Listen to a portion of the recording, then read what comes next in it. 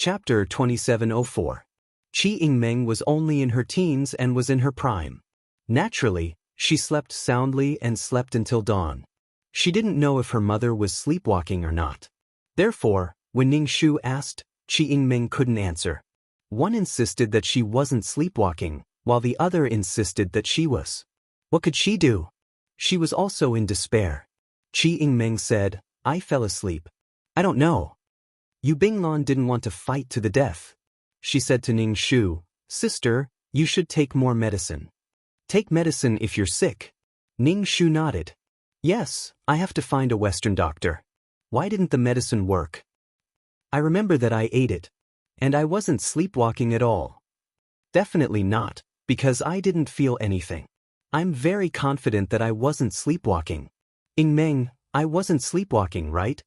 "Qi Yingmeng, Yu Binglan, if only you could know if you were sleepwalking." In the next few days, Qi Yingmeng didn't sleep as soundly at night. She would wake up from time to time. When she saw that her mother was still there, she heaved a sigh of relief. In short, Qi Yingmeng, who couldn't sleep well, felt mentally tired. There was an indescribable fatigue. She had watched over her, but the next day, Yu Binglan said that her mother was sleepwalking. Every time she opened her eyes, her mother was by her side. She didn't know who to believe. This feeling was like a dog. Qi Yingmeng didn't know what to say. She went back to her room to sleep. She couldn't sleep well when she slept with her mother. She had to pay attention to her mother at all times. She had watched over her, but the other party said that she was sleepwalking. Qi Yingmeng felt a little wronged. She felt that she had been wronged. Yu Binglan didn't want to quarrel with Qi Yingmeng because Qi Yingmeng encouraged her to be with Qi Hongsheng. She didn't stand on her mother's side and scold her. They treated each other as friends. It wasn't good to quarrel like this. But Feng Jia really was sleepwalking. Every night she would knock on the door, making it hard for her to sleep. She disturbed her sleep, but the next day, she didn't remember anything. It was too infuriating. It was immoral. She didn't consider the people living under the same roof. Yu Binglan could only comfort her and say, "All right, your mother isn't sleepwalking." Yu Binglan's perfunctory tone made Qi Yingmeng very unhappy. "What do you mean okay? You sound like you've been wronged." Ning Shu took advantage of his illness and went to the gallery to get some money. Although the swelling on Qi Hongchang's face had subsided, the bruises wouldn't disappear for a while. The 5 finger marks were very obvious, and there were even bruises at the corners of his eyes. However, her eyes were bloodshot. She wouldn't be able to leave the house for a while, at least for a month. Otherwise, she would have to cover her face when she went out. Ning Shu usually had an expression of, "I'm very guilty, I'm sorry." "How could I be so heavy-handed? Don't be angry with me, I was wrong." How could Qi Hongchang not be angry? But he couldn't hit him back. Previously, she had hit her because she was pulling and pulling like a crazy woman, especially when the other party had hit her unconsciously. If he didn't forgive him, he wouldn't be a good man.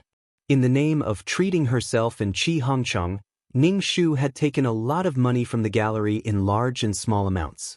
With this money, Ning Shu sometimes went to the antique market. There were a lot of antiques in the antique market. There were real and fake antiques, so he picked up some. Copper coins were sold by caddies, and the price wasn't expensive. Some were just taken out of the tomb and were stained with the soil of the tomb. Of course, there were also fake antiques that were dug out from the tomb. This tested the seller's eyesight and luck. Anyway, Ning Shu wouldn't rely on luck. With a sweep of his spiritual power, he could tell whether it was real or fake. At this time, there was no carbon ion detection, so it was natural to look at antiques. It all depended on one's eyesight. Some fake techniques were as good as the real thing. Ning Shu could collect some real antiques every time. After putting away these antiques, Ning Shu took them to a remote courtyard and hid them. In short, these things wouldn't be brought back to the mansion. He didn't want Qi Hongchang to know. As for Qi Yingmeng, he didn't want to tell her either. Who knew when she would spill the beans? Ning Shu wandered around the stall. In addition, he was wearing a cheongsam worn by the rich ladies of Shanghai, carrying a small bag, and wearing a jade bracelet with excellent water. At first glance, he was a big fat sheep. Every time Ning Shu asked, these people would at least double the price of marriage. Ning Shu chuckled. It didn't matter. Anyway, what his sister bought was real. Some things were indeed dug out from the tomb. In fact, most of the antiques and cultural relics were taken out of the soil. They were buried with the owner of the tomb. Naturally, there were a lot of gold, silver, and gemstones. There were also some era utensils that were very precious. Buried in the ground all year round and with the dead, these cultural relics were actually stained with yin qi. However, if it wasn't for this evil aura and heavy feeling, these antiques would look like fake antiques. Every time Ning Shu bought something dug out from the ground, he would draw a talisman and put it on himself. Being stained with this yin qi would affect one's yang qi and lifespan, and it would be easy to be unlucky. Ning Shu stopped in front of a stall and saw a medical book on the stall. The medical book was already yellowed, but there weren't many worm eyes. Ning Shu picked it up and looked at it. It was an authentic Chinese medicine book, recording all kinds of diseases and medicine. It seemed to be quite good. It was written with a brush.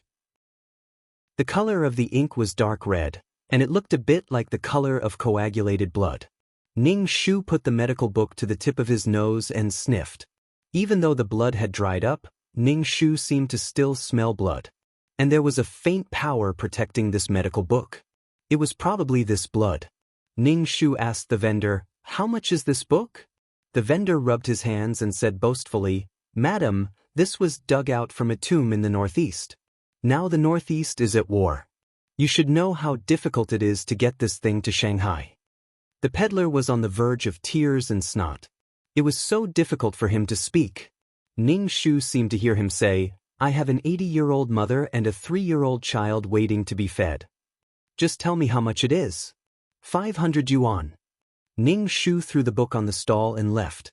"Wu Beidang, you're asking for too much." Books were not popular in the literary market, unless it was calligraphy or painting. Although this book was a little strange, Ning Shu was reluctant to give it to Wu Beidang directly. The vendor immediately became anxious and grabbed the book to stop Ning Shu. "Madam, the price is negotiable. We can bargain." Ning Shu, 5 yuan. The vendor was about to cry. This was really dug out from a tomb in the northeast. It was brought here to sell. Ning Shu, I don't care which tomb it was taken from. Chapter 2705. In the end, Ning Shu bought the book for $10. When he arrived at the small courtyard, he opened his third eye and flipped through the book page by page. The words in this book were golden in color, and they flickered with golden light. Could this be the blood of some monster? Looking at the color of the paper, it was quite old. There must have been a monster in history that was killed and its blood was taken to write a medical book. In ancient times, the spiritual energy was rich, so monsters could be born. Besides, after the founding of the country, monsters couldn't do anything even if they wanted to. Because after the founding of the country, animals couldn't become monsters. In addition, with the rapid development of industrialization, the spiritual energy was decreasing day by day. The possibility of monsters becoming monsters was even lower. Now that the 5 elements of the plane were in chaos, maybe some monsters would come out. Ning Shu felt a little confused. He was in the modern era, but he got a medical book written with the blood of a monster. It could be preserved until now because of the blood. Bookworms didn't dare to drill into the eyes. Even if they did, they would drill into the corners. There were words, and they didn't dare to drill into the places near the words. In any case, he got a cultural relic and put it together with other cultural relics. The power of the monster's blood could protect the other cultural relics. During this time, he had packed up 2 boxes of things. When the time was right, he would dig a deep hole in the courtyard and buy it. The premise was that he had to deal with the boxes to prevent them from getting wet. Before returning to the mansion, Ning Shu went to find a Chinese medicine doctor and a Western doctor. He brought a big bag of medicine home. There were Ning Shu's medicine and Qi Hongchang's medicine to promote blood circulation and remove blood stasis. For 3 meals a day, the entire mansion was filled with a bitter smell of medicine, which made people's noses hurt. The smell of medicine was a small matter, but what Yu Binglan couldn't accept was that she hadn't been sleeping well recently. Every night, Feng Jia would sleepwalk over and knock on the door. Rain or shine, When she was in a daze, she would hear knocking on the door. Every time she woke up, her back would be covered in cold sweat. Imagining a person knocking on the door with disheveled hair, that scene was really scary. Yu Binglan's face was very pale and there were dark circles under it. She felt uncomfortable when she looked in the mirror. Finally, he couldn't take it anymore and said to Chi Hongchang, "I'm going back to my little alley." If this continued, she would also go crazy and sleepwalk. Chi Hongchang's mood was even worse. He hadn't gone out for more than a month. His face was bruised and purple, and he felt extremely uncomfortable. Every night, she was also annoyed beyond words. She could not even dream of sleeping well. She was tormented to the point of having a nervous breakdown. Chi Hongchang wanted to beat this woman out of the room. Let you toss and turn every night. Yet, he was only tormenting the two of them. He was doing this on purpose. He was tormenting them on purpose. But then he saw Feng Jia taking medicine every day, as if she really wanted to get better. In short, Chi Hongchang's heart was filled with anger. He was particularly unhappy, especially when Feng Jia went to the gallery to get money. Sometimes more, sometimes less. If you said that she had taken too much money, she would immediately come over with a stack of account books, saying that it was the manor's expenses and so on and so forth, and that they could be reconciled. It was just a small matter, and he still had to check the accounts one by one. Did he really think that he had nothing better to do? If he had the time, he might as well go to the gallery to check the accounts. Of course, Chi Hongchang couldn't bear to let Yu Binglan live alone in the small alley, but Feng Jia's illness was really annoying.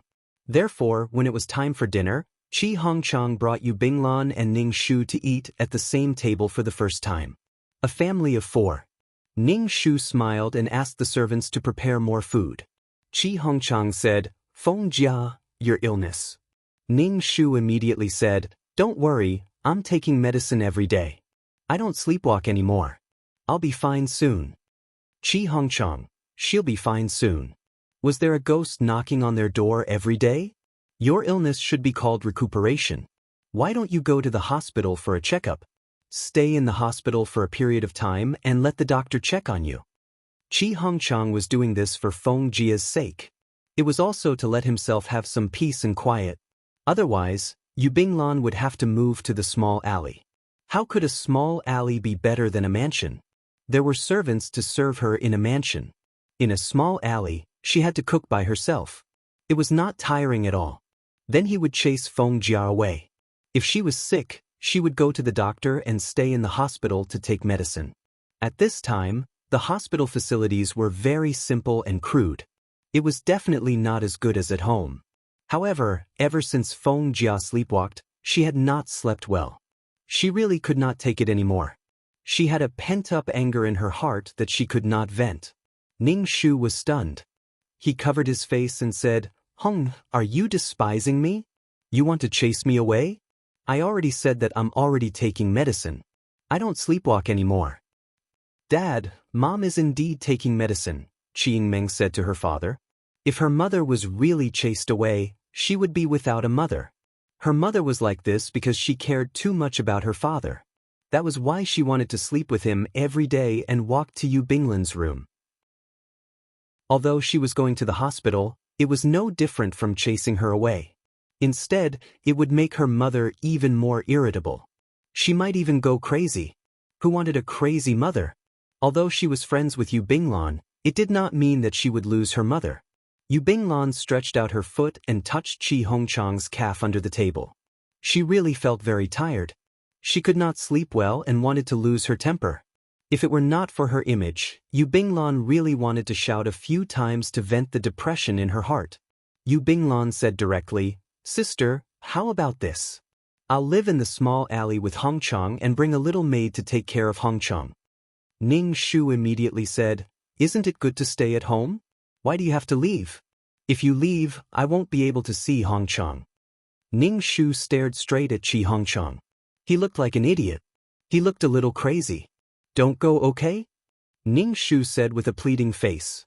Seeing Feng Jia like this, Chi Hongchang's heart suddenly burst with an indescribable feeling of joy. "Since you don't want to leave, then I'll leave." I'll make you unable to see me and torture you psychologically.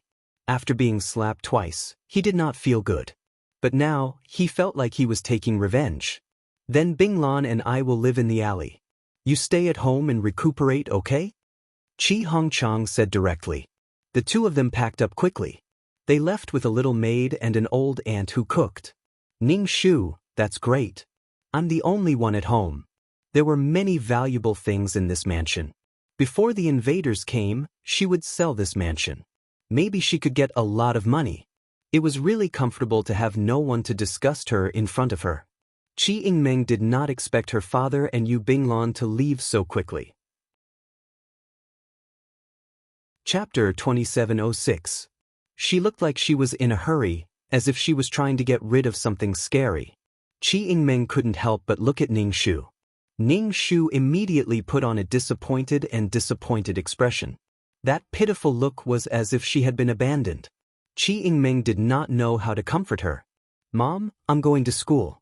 Are you okay being alone at home? Go, Mom is fine. Ning Shu waved at her.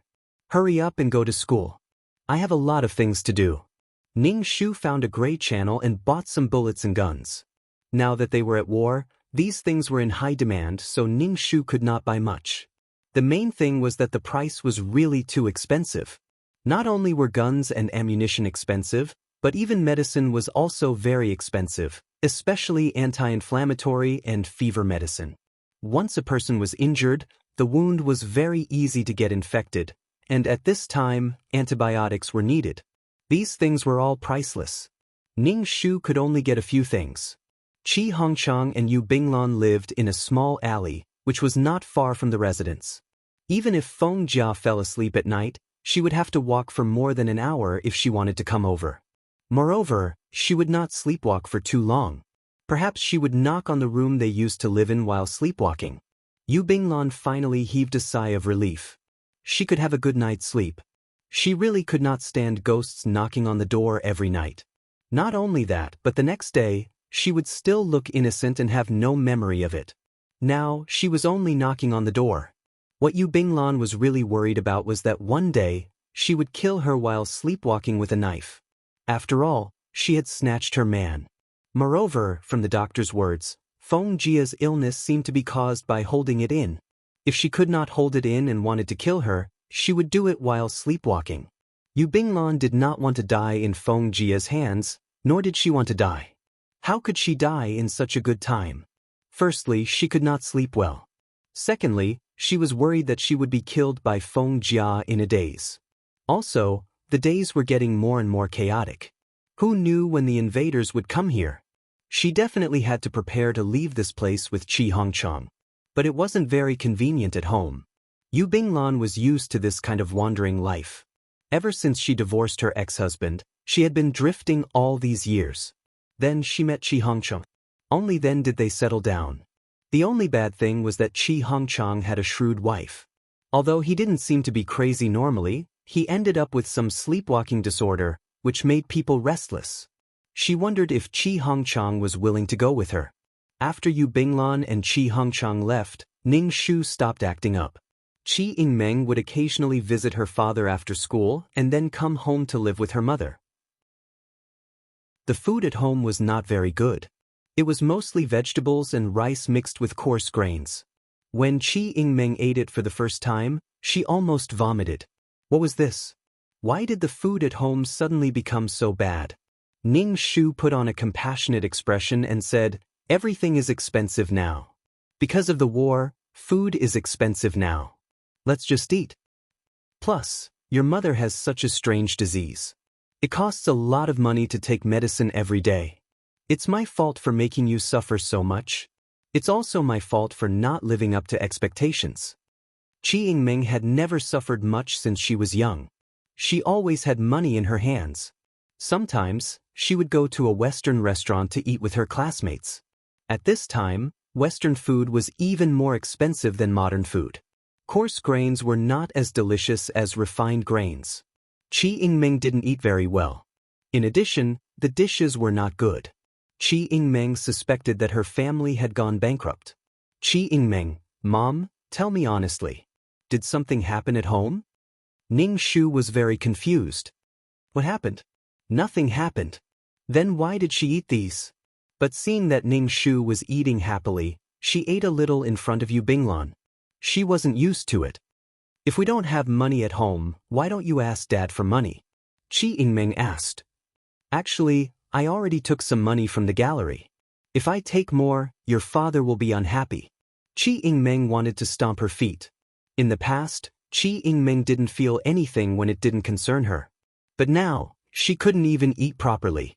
Qi Yingmeng felt very bad. Mom, can you always ask Dad to save Dad's money? Dad spends all his money on Yu Binglan. Yu Binglan had several sets of expensive jewelry on her.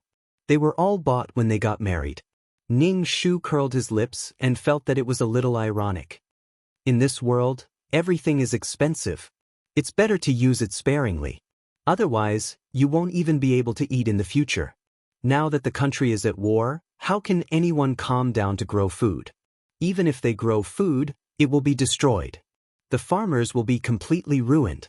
In the future, firewood, rice, oil, salt, soy sauce, vinegar, and tea will be very expensive. All right, Qi Yingmeng had nothing to say. But when she went to see Qi Hongchang, she saw that Yu Binglan and Qi Hongchang were eating very well and delicately. There were no coarse grains mixed in the rice. There was meat and fish in every meal. It was really good. So Qi Yingmeng ate here before returning home every time. When she returned home and saw that Ning Shu was eating simply, she couldn't help but say, "Mom, why do you have to do this?" She was really cheap. Ning Shu, have you eaten? I ate at Dad's place. Mom, you should also make some delicious food. You're already sick. If you eat so blandly, your body won't be able to take it, Qi Yingmeng said. She still hoped that Ning Shu could eat better. She couldn't go to Dad's place to eat every day. She always felt that she was an extra person, just like Dad who had started a new family. This feeling made Qi Yingmeng very uncomfortable. It was as if Dad had been snatched away. But Yu Binglan and Dad were true love. So Qi Yingmeng forced herself to suppress the unhappiness in her heart and let Ning Shu eat better. That way, she wouldn't have to eat these things every day. Ning Shu didn't say anything. He just nodded. When he was free, he went to get some money. He dismissed some of the servants at home. The reason was that the invaders were coming soon. Everyone should escape. And some timid people had already started to escape. People had a herd mentality. When they saw that others had started to run, they were afraid that they would fall behind. So now the docks were very crowded every day. These servants didn't say anything. They took the money and left. Without servants, life was even more inconvenient. In such a big mansion, there was no one to clean, cook, wash clothes, or pour tea. There were only two people in the empty mansion, Qi Yingmeng and Ning Shu. It made Qi Yingmeng feel like she was in an empty haunted house. It was especially creepy. Without a servant, life became extremely difficult for Qi Yingmeng. Chapter 2707. She even had to wash and iron her own clothes. She had never done these things before. If she wanted to drink hot water, she had to light a fire in the kitchen. Was there anything more difficult in life than this? Qi Yingmeng felt like she was going crazy. Her mother was probably really going crazy. Do you think that a man will come back to see you if you save money for him? He was eating well with Yu Binglan. It couldn't be better. She was pitiful, sad, and hateful. If he didn't love you, everything you did was cheap. Qi Yingmeng told Ning Shu to hire 1 or 2 servants. The house couldn't be without servants. Ning Shu didn't say anything, only showing a compassionate expression. This expression made Qi Yingmeng's heart turn hostile. He eats well, sleeps well, and lives well outside. Even if you save a flower, Dad won't care about you, and he won't love you. Ning Shu still had a compassionate look on her face. Qi Yingmeng was speechless. Her mother wasn't really crazy, was she? Actually, Qi Yingmeng's dream was that her life at home wouldn't be so stressful. She didn't feel it when she had it before, but when she suddenly lost it, her life was different. Moreover, she couldn't move to the small alley. The room there wasn't very big, and it was Yu Binglan's house. If she moved there, she would be living under someone else's roof. She felt dwarfed. Qi Yingmeng didn't want to move, but the situation at home was even worse. There was probably something wrong with her mother's brain. Mom? Qi Yingmeng was exasperated. Ning Shu asked in confusion, "Didn't you say that I can't make a fuss when I'm in trouble? Otherwise, I'll be like a lunatic." "I'm doing as you say now." Qi Yingmeng was speechless. "You're clearly torturing yourself and you're implicating her." She felt very helpless. The front line was filled with the flames of war, and there was no sound of bullets raining down. The bombs that fell caused the ground to tremble, and a pit was created. The fighter jets whistled in the sky. A bomb landed on the ground, creating a pit. The tomb under the ground was on the verge of collapse. The coffin in the middle of the tomb suddenly moved, and then a pair of pale hands appeared and grabbed the side of the coffin. A man in ancient clothes with a hairpin on his head sat up. Her white clothes had already turned gray, but the embroidery on them was still exquisite. The man frowned. Hearing the noise outside, he seemed to be a little confused. What was so loud that it actually woke him up? Jiang Chen stepped out of the coffin and closed it. This coffin was made of black iron and was very heavy, especially the coffin lid. Ordinary grave robbers would not be able to pry it open. There were no funerary objects in the tomb. This was actually where he slept. Now the house was so noisy, and the sound was something he had never heard before. When Jiang Chen exited the tomb, he was greeted by a hail of bullets and flying objects. Coincidentally, he appeared in the middle of the battle between the two armies. Amidst the rain of bullets, a man in a brocade robe suddenly appeared. Furthermore, his hair was so long that it reached his ankles. This made both sides feel that they might be too nervous. How could an ancient man appear here? She hurriedly shook her head, but the man disappeared in a flash. This made people even more certain that this was an illusion. It was a kind of illusion before death. When Jiang Chen reached a place with no one around, he saw that there was a hole in his roe deer. What kind of weapon was that? How could it be so powerful and so fast? Since they were able to enter his body, was it because he had slept for too long that humans had changed? Jiang Chen's pupils trembled as he looked at the iron bird flying in the sky. People nowadays could fly. With his eyesight, of course he could see the humans in the fighter jets. How astonishing! After sighing, Jiang Chen discovered that there was practically no spiritual energy around him. He couldn't help but be astonished. What had happened to the world? Why was there so little spiritual energy? How come he couldn't keep up with the pace after sleeping? Jiang Chen had no choice. He didn't know where to go. He looked for the nearest village, but everyone had fled. Only a few lonely old people remained. Jiang Chen discovered that their clothes were very different from before. His appearance here in his current attire was both eye-catching and strange. Jiang Chen took a small piece of silver from the pouch at his waist and gave it to an old man. He wanted to change his clothes and scissors. His hair was too long and difficult to manage. Although Jiang Chen's silver was real, the old villagers really didn't accept it. They didn't know whether it was real or fake. They even suspected that Jiang Chen was a weasel. In the northeast, weasels were considered foxes. Jiang Chen looked handsome. They'd never seen such a handsome young man. And he was wearing clothes like this. They deeply suspected that he was a weasel. The villagers looked at Jiang Chen warily, brooms in hand. They wanted to attack, but didn't dare. Weasels held grudges. Who knew when they'd come back for revenge? When Jiang Chen saw this, he decided it was better to grab someone who died in battle, strip them, and wear them. Jiang Chen more or less understood that they'd been fighting a war. However, some people threw clothes and scissors in front of him, then ran far away. Jiang Chen didn't say anything. He picked up the clothes and scissors and left. As soon as he left, the villagers collapsed to the ground in fear. They were obviously monsters from deep in the mountains and forests. What era were they in?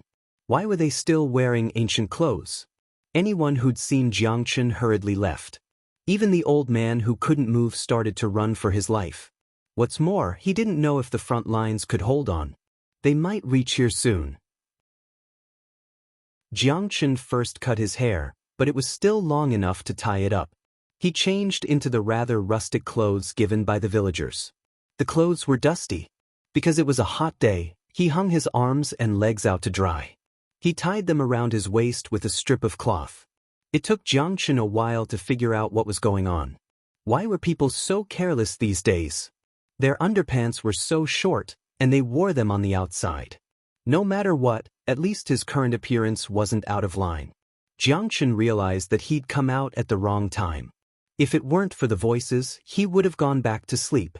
The spiritual energy of heaven and earth was sparse, and the 5 elements were chaotic.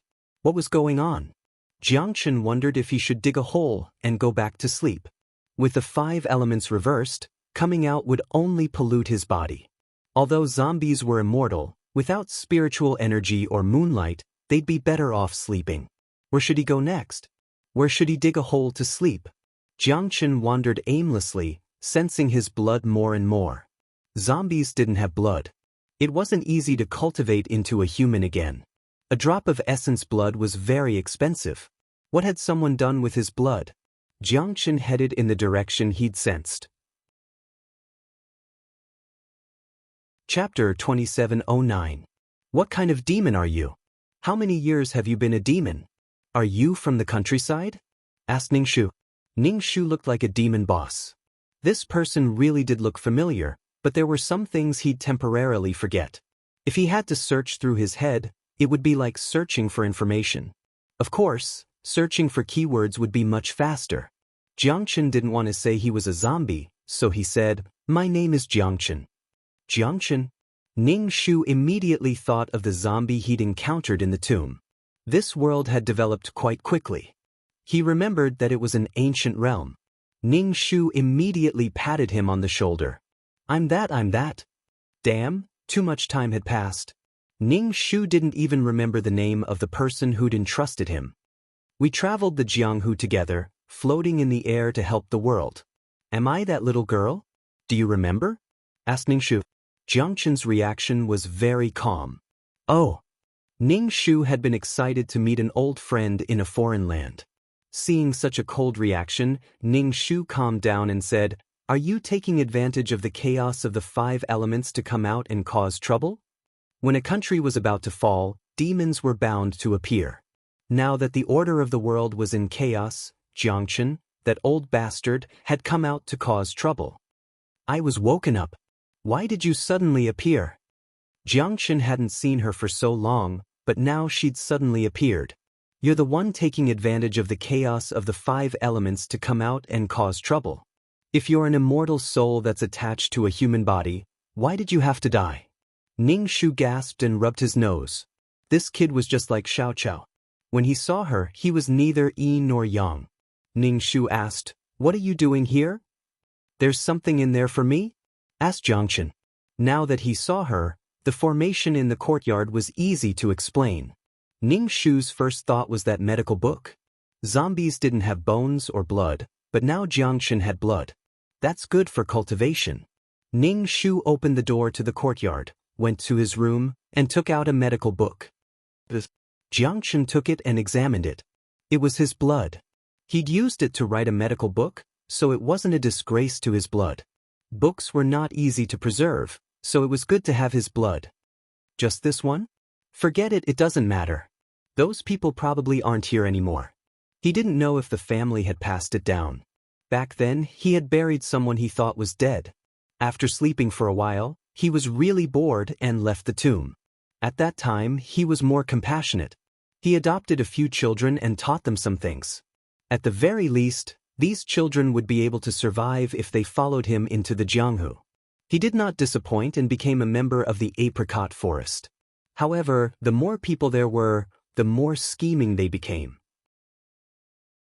Jiangchen wandered around on his own for a few more days, absorbing the essence of the sun and moon. Ningshu said, Only one. I don't know where the others are now. I can see that your cultivation is not weak. Jiangchen had been woken up by the noise. Perhaps there were other mountain spirits in the depths of the mountains and forests, as well as humans. In any case, the world was in chaos, and it was the era of wild spirits and monsters. Jiangchen sensed her strength. She was very weak. You seem to have weakened? The spiritual energy here was poor. Of course she was weak. She had to prepare to absorb the power of the fiery sun. With less spiritual energy, she needed to absorb the power of the fiery sun. Ning Shu laughed, inexplicably guilty. My soul was damaged. Of course I'm weak. But the way you're dressed is truly original. Jiangchen's face was truly beautiful. He remembered it was the face of one of the fiancés of that world's client. He'd been horrified for a while. Jiangchen said she was ugly, but at the same time he looked like someone else. How shameless. Jiangchen glanced at his own clothes. According to his aesthetic standards, they were really ugly. He didn't understand why everyone in that world was wearing them. Now that he was here, he realized that the people here were starting to dress weirdly. Ning Shu put the things he'd found into the box. When he saw the book in Jiangchen's hand, he asked, "Do you want it?" Jiangchen handed the book to Ning Shu. Ning Shu stuffed it into the box and locked it up. "You like these things?" Jiangchen remembered that she used to be the daughter of a merchant. She seemed to like things that reeked of money. But later, she'd started to help the world. "I like them. They'll be treasures in the future." "Oh," Jiangchen said, then followed her out of the courtyard. He locked it up, then returned to the mansion. Jiangchen followed Ning Shu back to the mansion. Qi Yingming saw that her mother had brought back a slender man who was dressed very neatly. He was dressed like a beggar.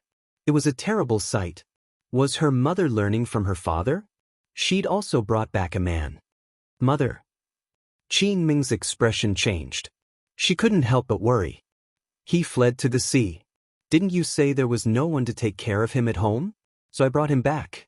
I won't spend any money. As long as you give me something to eat, I'll do anything," said Ning Shu. Judging by his attire, he really did want to flee. But was it appropriate to find a man? If she went to school, wouldn't that mean her mother and this man were living under the same roof? If her mother did something wrong again, her father definitely wouldn't forgive her. Moreover, this man was dressed sloppily and his hair was gnawed on by a dog. However, his temperament was still very good. At first glance, he was different from others. Speaking of school, it hadn't been peaceful recently. Many patriotic and hot-blooded students planned to march through the streets and call for resistance against the invaders. However, this was an extremely dangerous thing to do.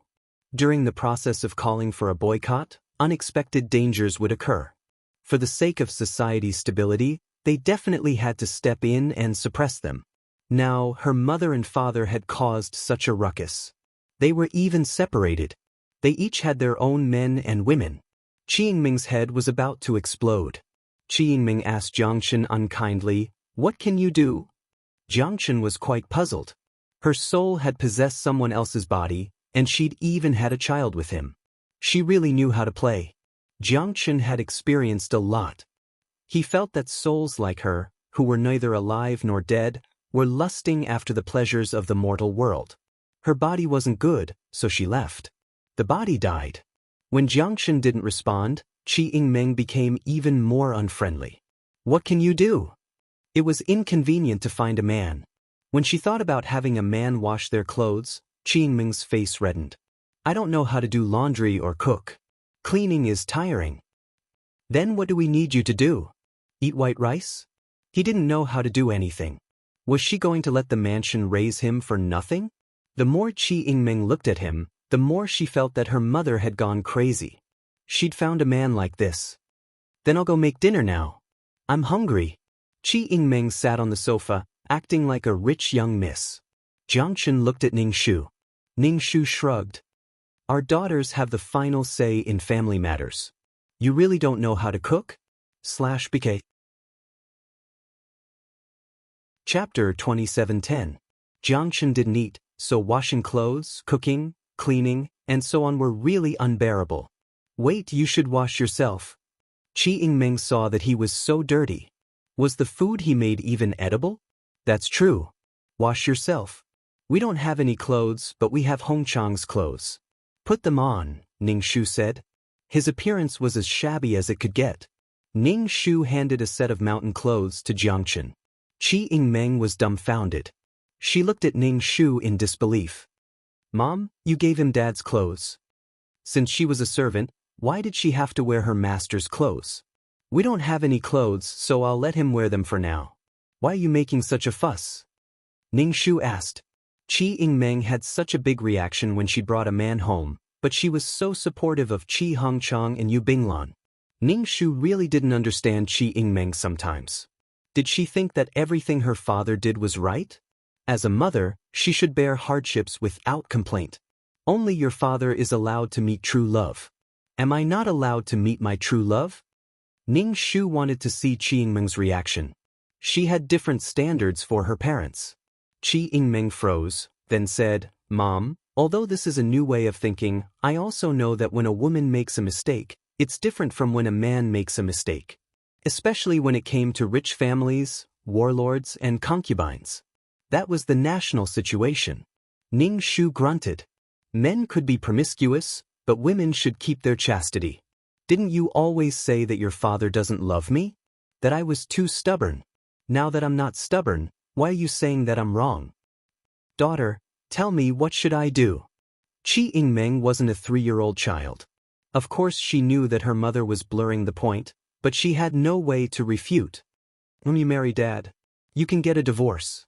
Yu Binglan's already divorced. Didn't you say she was brave and carefree? Ning Shu shrugged. Why are you so harsh on me? You encourage others with true love, so why can't you do the same for me? There was nothing between her and Jiangchen. Besides, the horses were going their separate ways and would never see each other again. Who cares who was cuckolded? So, Mom, you and that beggar are really… Before Qi Yingmeng could finish her words, she saw the beggar coming downstairs. He was wearing his father's mountain clothes. He had a slender figure and a jade-like face. He was so pale that he looked a little pale. His temperament was outstanding. At first glance, he didn't look like a beggar at all. He was a noble young master. Ordinary people who had suffered hardships had dark yellow skin. Qi Yingmeng had never thought that there would be anyone with skin as white as his. It was so white that it was a little scary. However, he was so handsome that even Qi Yingmeng, a young lady, felt her heart race when she saw him. Even her father couldn't compete with him. Her father was almost an adult man, but this man looked like he was in his early 20s. Her mother was still young. 3 words rang in Qi Yingmeng's heart: gigolo. You know how to cook, don't you? Go cook, said Ning Shu. Jiangchen turned and left. He found the kitchen and started cooking. Mom, you mustn't make any mistakes. Such a handsome man. Her mother was alone now, so it was easy for others to take advantage of her. She felt like her mother had been snatched away, and her father had also been snatched away. She was going to be all alone in the future. Qi Yingmeng felt very irritated. She felt that her father was a little heartless. He moved into a small alley with Yu Binglan and didn't care about her mother at all. He didn't care if his daughter ate well or not. In order to save money, her mother added coarse grain to the rice. It tasted like adding sand to the rice. It was unbearable. These adults were really too willful. Qi Yingmeng had to worry about the school parade every day, and now she had to worry about her parents. Her parents had each found a partner and separated. You live your life, I live mine. She, as a daughter, had suddenly fallen into an extremely awkward situation. This family was an outsider, and that family was also an outsider. Qi Yingmeng felt an indescribable pain in her heart. She could only beg Ning Shu not to make any mistakes. She'd approved of Yu Binglan and Qi Hongchang's relationship. Now, even though she had a knot in her heart, she wouldn't admit that she was wrong. Ning Shu was quite curious about whether Jiangchen really knew how to cook. If he didn't need to, Jiangchen probably didn't need to learn, right? When the sky turned dark and Ning Shu was hungry, Jiangchen finally brought the dishes over.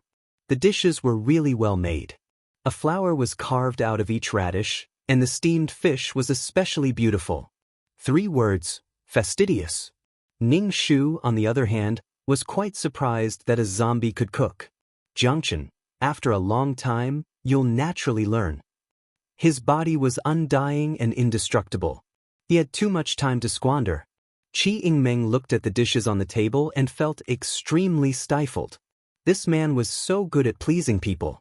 The dishes he made were as good as those of a grand hotel. He had to capture a person's heart and stomach. She often heard concubines say this. Moreover, this person was willing to use vegetables and meat. He had fish and meat, and even stir-fried spinach. He could put on a beautiful plate. Recently, her mother had been itching to split every penny in half to spend. Why didn't she say that it was a waste?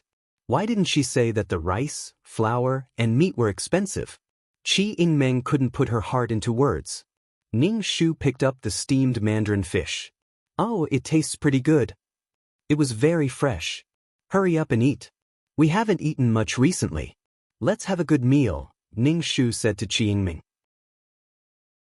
Qi Yingmeng didn't taste the food. She felt like eating coarse grain made her throat hurt.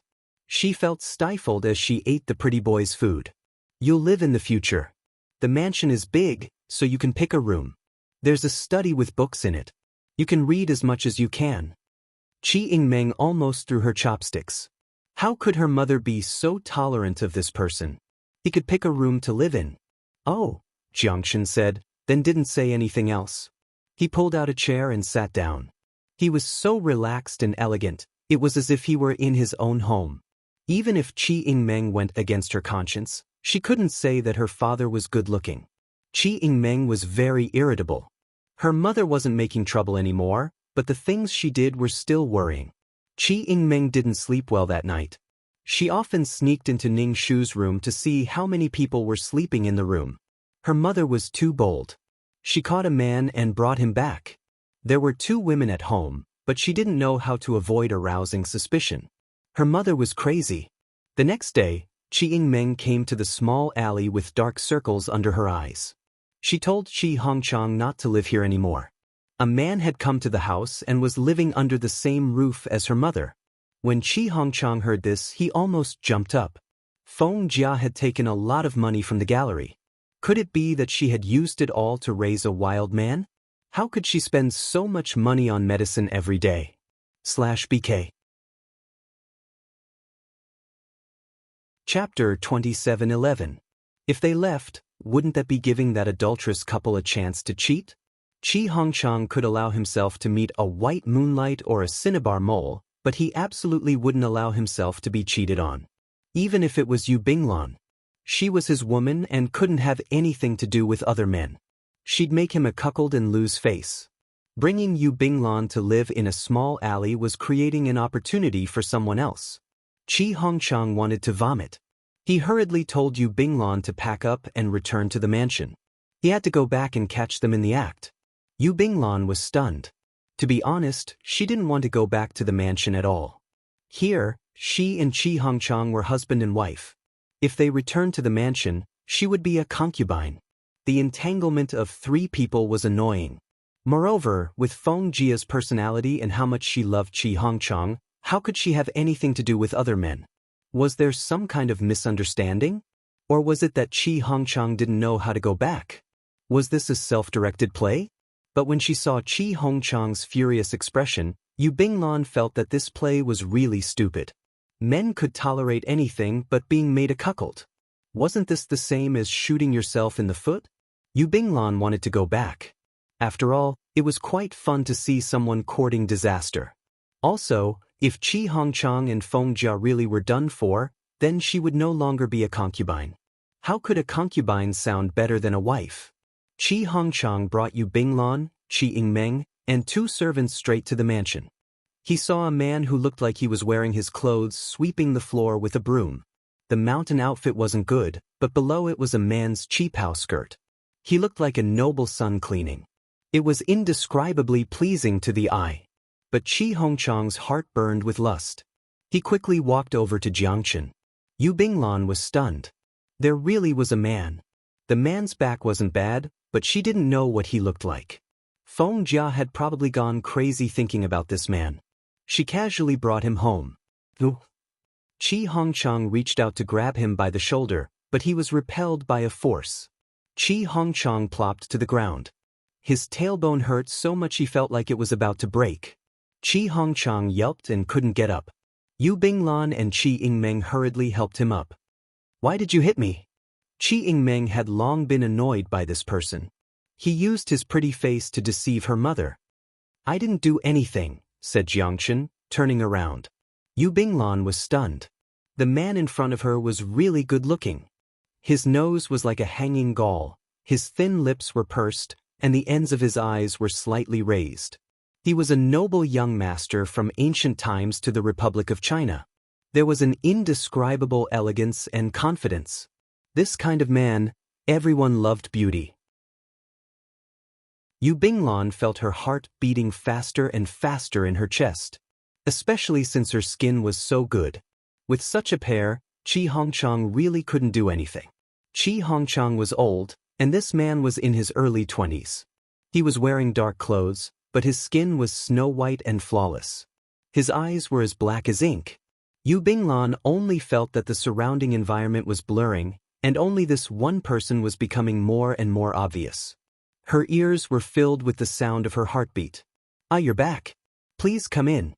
"What a rare guest," Ning Shu said with a smile. "Why did you come back? Shouldn't they be so happy that they forgot their home?" Qi Hongchang's face was so dark it was impossible to look at. "Whore, you're going to be drowned in a pig cage." "What pig cage?" "Hongchang, you've accepted Western ideals of equality, human rights, and freedom. You actually said I should be drowned in a pig cage?" Ning Shu retorted, glancing at Qi Yingmeng. She'd come back in such a hurry. Qi Yingmeng had probably tipped them off.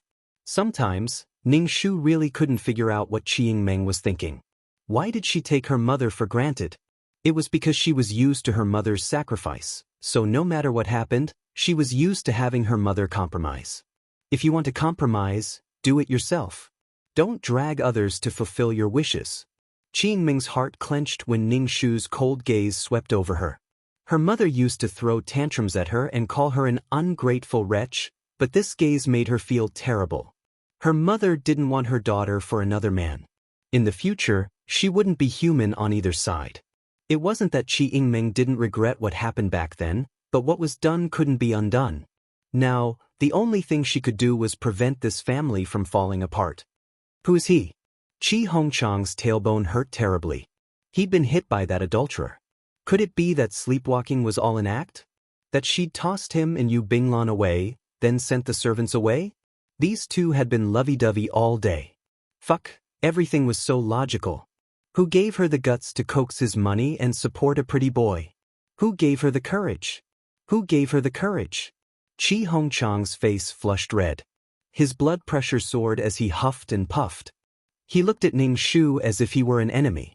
"Oh, please don't go crazy. Otherwise, you'll be as crazy and hysterical as she was before." Ning Shu chuckled. "Get out of here. Get out of here." Qi Hongchang pointed at Jiangchen.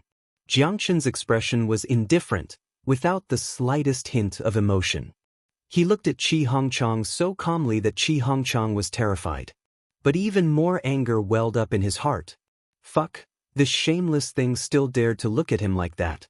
Qi Hongchang's current behavior was like a lion whose territory had been invaded. He was extremely irritable. Yu Binglan clearly saw the disdain in this man's dark eyes. Unmoving as a mountain, steady as a pine tree. Qi Hongchang's behavior was a bit embarrassing. He said he'd come to catch adulterers, but it was as if he was the one being caught in the act. Yu Binglan hurriedly comforted Qi Hongchang, telling him to calm down first. They'd talk after they figured out the situation. Ning Shu said indifferently to Qi Yingmeng, "Didn't you tell your father that this person came to our house yesterday? You opened my bedroom door countless times last night. Could it be that you saw something between him and me? You really have a problem." Her father was in true love with another woman, then disdained her mother for being crazy. Her mother hadn't cheated yet, so she quickly went to find her father. Was this really his daughter? If Ning Shu had such a miserable mother, he'd definitely make her leave her scumbag father. If she met someone better, he'd support her. He'd make her endure it, but also prevent her from starting a new life. This daughter was a bit scary. Qi Yingmeng realized that she'd been too anxious and splashed dirty water on her mother. Her mind was a mess. She felt like she was about to be abandoned. She felt an indescribable fear. With her mother here, Qi Yingmeng felt like her family was still there. But if her mother got together with another man, she'd become an outsider. But if her father had another woman, Qi Yingmeng didn't feel anything. But if her mother had another man, they'd suddenly become two different families. The situation became even more difficult to clean up. She was too worried that a young, handsome man had come to their house. /BK. Chapter 27:12. Qingming's body was ice cold. Sometimes, she didn't even know what she was doing or what she was doing. Her mind was in a daze, and everything was based on her instincts and feelings. Sometimes, she did something bad. How could she not know that her mother resented her? She didn't want to be close to her mother, afraid that her mother would look at her as if she was raising a wolf for nothing. But her father was already together with Frost Dream. What else could she do? Her mind was in a daze, and she told her father that a pretty boy had come to their house. Their relationship was getting worse and worse. Qi Yingmeng loathed herself. Why couldn't she do anything well? Why couldn't she do anything well? Her father had Yu Binglan, but she didn't feel anything. But her mother had a new lover. Qi Yingmeng felt as if their home had been divided into two halves. Was that why she did something so reckless and hurt her mother? Qi Yingmeng didn't dare to meet Ning Shu's gaze. She was afraid that the coldness in her eyes was something she couldn't bear. Qi Hongchang was about to have a brain hemorrhage from anger, but under Yu Binglan's comforting words, he slowly calmed down. He looked at Ning Shu with an unfriendly gaze. When they walked into the mansion, they didn't smell any strong medicinal smell. In the past, the smell of medicine would make one's throat hurt. But now, they didn't even smell anything. Qi Hongchang sneered. Sure enough, she had gone to coax his money to raise a man. She wanted him to leave, and then this adulterous couple would take over his home and do something shameless. Aren't you seriously ill? Why aren't you taking your medicine? Qi Hongchang sneered. His eyes were bloodshot and his face was flushed. He was clearly furious. His temples were bulging. Ning Shu said, There are no servants at home. There's no one to brew medicine for me, so I'm taking Western medicine. Every once in a while, Ning Shu would spend a bit of money to get some medicine from the hospital. As for whether the medicine entered his stomach or entered some other body part, it was hard to say. Jiangchen's bright black eyes stared at Ning Shu. He was puzzled. What was wrong with her? She didn't look like a sick person. Moreover, he was a doctor. What couldn't he cure? However, Jiangchen didn't say anything. Instead, he simply stood there, his calm and leisurely demeanor drawing attention. Qi Hongchang chuckled. He watched as Jiangchen followed him into the main hall. Did he really think he was the host? He pointed at Jiangchen and said, Please leave. It doesn't matter who you are, whether you're here as a servant or not. The Qi mansion does not welcome you. Jiangchen ignored him. His dark eyes were fixed on Ning Shu. Qi Hongchang almost coughed up blood in anger. They were flirting with each other in front of him. When he wasn't at home, he didn't know what they would do. He could have Yu Binglan, but Feng Jia couldn't. He was so lenient to himself and strict to others. So what? Jiangchen didn't say anything. He simply stared at Ning Shu, ignoring everyone else. Before Ning Shu could say anything, Yu Binglan tugged at Qi Hongchang's sleeve and whispered into his ear. Yu Binglan said in a low voice, Let's look at the specific situation first. If there's nothing, then we've wrongly accused him. Besides, even if you kick him out, you still won't know what's going on outside. It's better to keep him under your nose and observe. We don't have any servants here. If he really is a servant, he can give orders. Yu Binglan thought she and Qi Hongchang had heard this, but Ning Shu and Jiangchen both had astonishing hearing. Naturally, they heard it. Ning Shu felt it was quite rare that Yu Binglan would speak up for Jiangchen and allow him to stay in the mansion. As for Jiangchen, he was even more indifferent. There were all kinds of people who interacted with people, and all kinds of thoughts. Even the children he'd adopted would play tricks on him, to say nothing of strangers. When Qi Hongchang heard this, he realized it made sense. Even if he kicked this man out, it wouldn't be of any use. What if he started messing around outside? He wouldn't know. He wanted to see if this man had anything to do with his wife. This man was young and handsome. Qi Hongchang couldn't help but compare him to his own age. Although men were like flowers in their 30s or 40s, who didn't like young men? Under Yu Binglan's persuasion, Jiangchen stayed in the mansion. It was reasonable for him to stay. However, he was under Qi Hongchang's supervision. Jiangchen didn't say a single word, nor did he say a single word. He was like a mute. But standing like that was a sight to behold. Yu Binglan glanced at Jiangchen from time to time. She couldn't shake the feeling that his temperament was particularly different. When Jiangchen turned to look at her, the red light in his eyes disappeared in an instant. Yu Binglan didn't notice. Moreover, when he looked at her, Yu Binglan hurriedly avoided his gaze. Ningshu saw all of this. In his heart, he thought Qi Hongchang really was about to be cuckolded, but the person who'd cuckolded her was probably her Zhusha White Moonlight. Qi Yingmeng looked at the four people with a complicated expression, especially Yu Binglan and Qi Hongchang. At this moment, she suddenly discovered that her father listened to Yu Binglan too much. He listened to everything she said. Even if she was his daughter, even if she was his legal wife, he wouldn't be so obedient. Qi Yingmeng's heart ached unbearably. When she thought of her mother's situation, she felt even worse. She somewhat regretted supporting Yu Binglan and her father.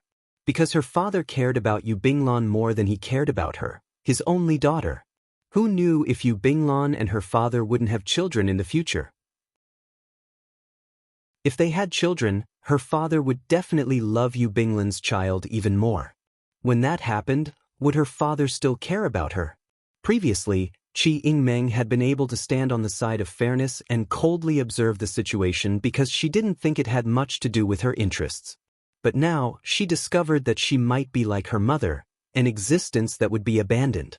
Qi Yingmeng's heart filled with panic and fear. Her entire body turned cold. She felt like a wild beast was roaring in her heart. She couldn't help but ask, "Do you not love me anymore? Father, do you not love me anymore because Yu Binglan has a child?" The feeling of betrayal cut through her like a knife. Qi Yingmeng now only hoped that Yu Binglan wouldn't give birth to a child. Whether it was a boy or a girl, her father would definitely love that child more than her. But when she thought about it this way, she felt that she was a bit vicious. She cursed that she wouldn't be able to give birth to a child. Her emotions were complicated. A saw cut her heart in half, dripping with blood. Qi Yingmeng couldn't help but look at her mother. Back then, her mother had probably been in this much pain too. This was the person she loved, her husband. Someone had appeared to take away the person who loved her. This feeling was truly painful. /BK Chapter 27:13. What had happened to her mother had already happened. What she was worried about hadn't happened yet and caused her so much pain. Ning Shu saw his daughter's gaze on her, filled with pity and pity. Ning Shu. What was she imagining? Ning Shu felt that there was nothing wrong with Qi Yingmeng's personality. At most, she was a bit cold-blooded. But forcing others to love her was also unreasonable. So Ning Shu had always treated Qi Yingmeng the same way. She could do whatever she wanted. She didn't love him, and he didn't love her. There was nothing to resent. "Aren't you a servant? Go cook. If you can't do it well, scram," said Qi Hongchang coldly. Did he really think it was so easy to enter the residence? The world was so chaotic right now. Even if you killed someone and threw them into the Huangpu River, no one would care. Especially if you fled like this. No one cared. Jiangchen was expressionless. Yu Binglan was afraid they'd make a fuss again, so she had the servant girl and cook prepare food. Qi Hongchang chuckled. What servant? Since she was a servant, she probably thought she was the master since she couldn't be ordered around. How daring! Living in his house and seducing his woman. Qi Hongchang and Yu Binglan returned to their previous room. There were too few servants and too many masters. It was a bit too much for them. Yu Binglan asked Ning Shu to buy a few servants, but Ning Shu said the world was tense and they shouldn't waste money. Yu Binglan. In the small alley, she'd heard Yingmeng say this bastard was very stingy, but she hadn't expected him to be this stingy. Yu Binglan was disgusted. Qi Hongchang turned to discuss Jiangchen. Every day, he gave him leftovers and poured all the soup and water on the table into a bowl. It looked no different from swill. He had a servant bring it to Jiangchen. It was good enough that he was given a bite. Did he expect to live and eat well in the residence? Ning Shu didn't say anything. Jiangchen didn't eat, but Qi Hongchang was also crazy. How was he any different from a client? You'd be angry and betrayed, but others wouldn't? Chi Hongchang's advanced thinking was just a layer of skin. The inside was still the same. When necessary, he could use this layer of skin as an excuse. Yu Binglan's eyes flashed. From what she had observed, Feng Jia indeed had nothing to do with that man.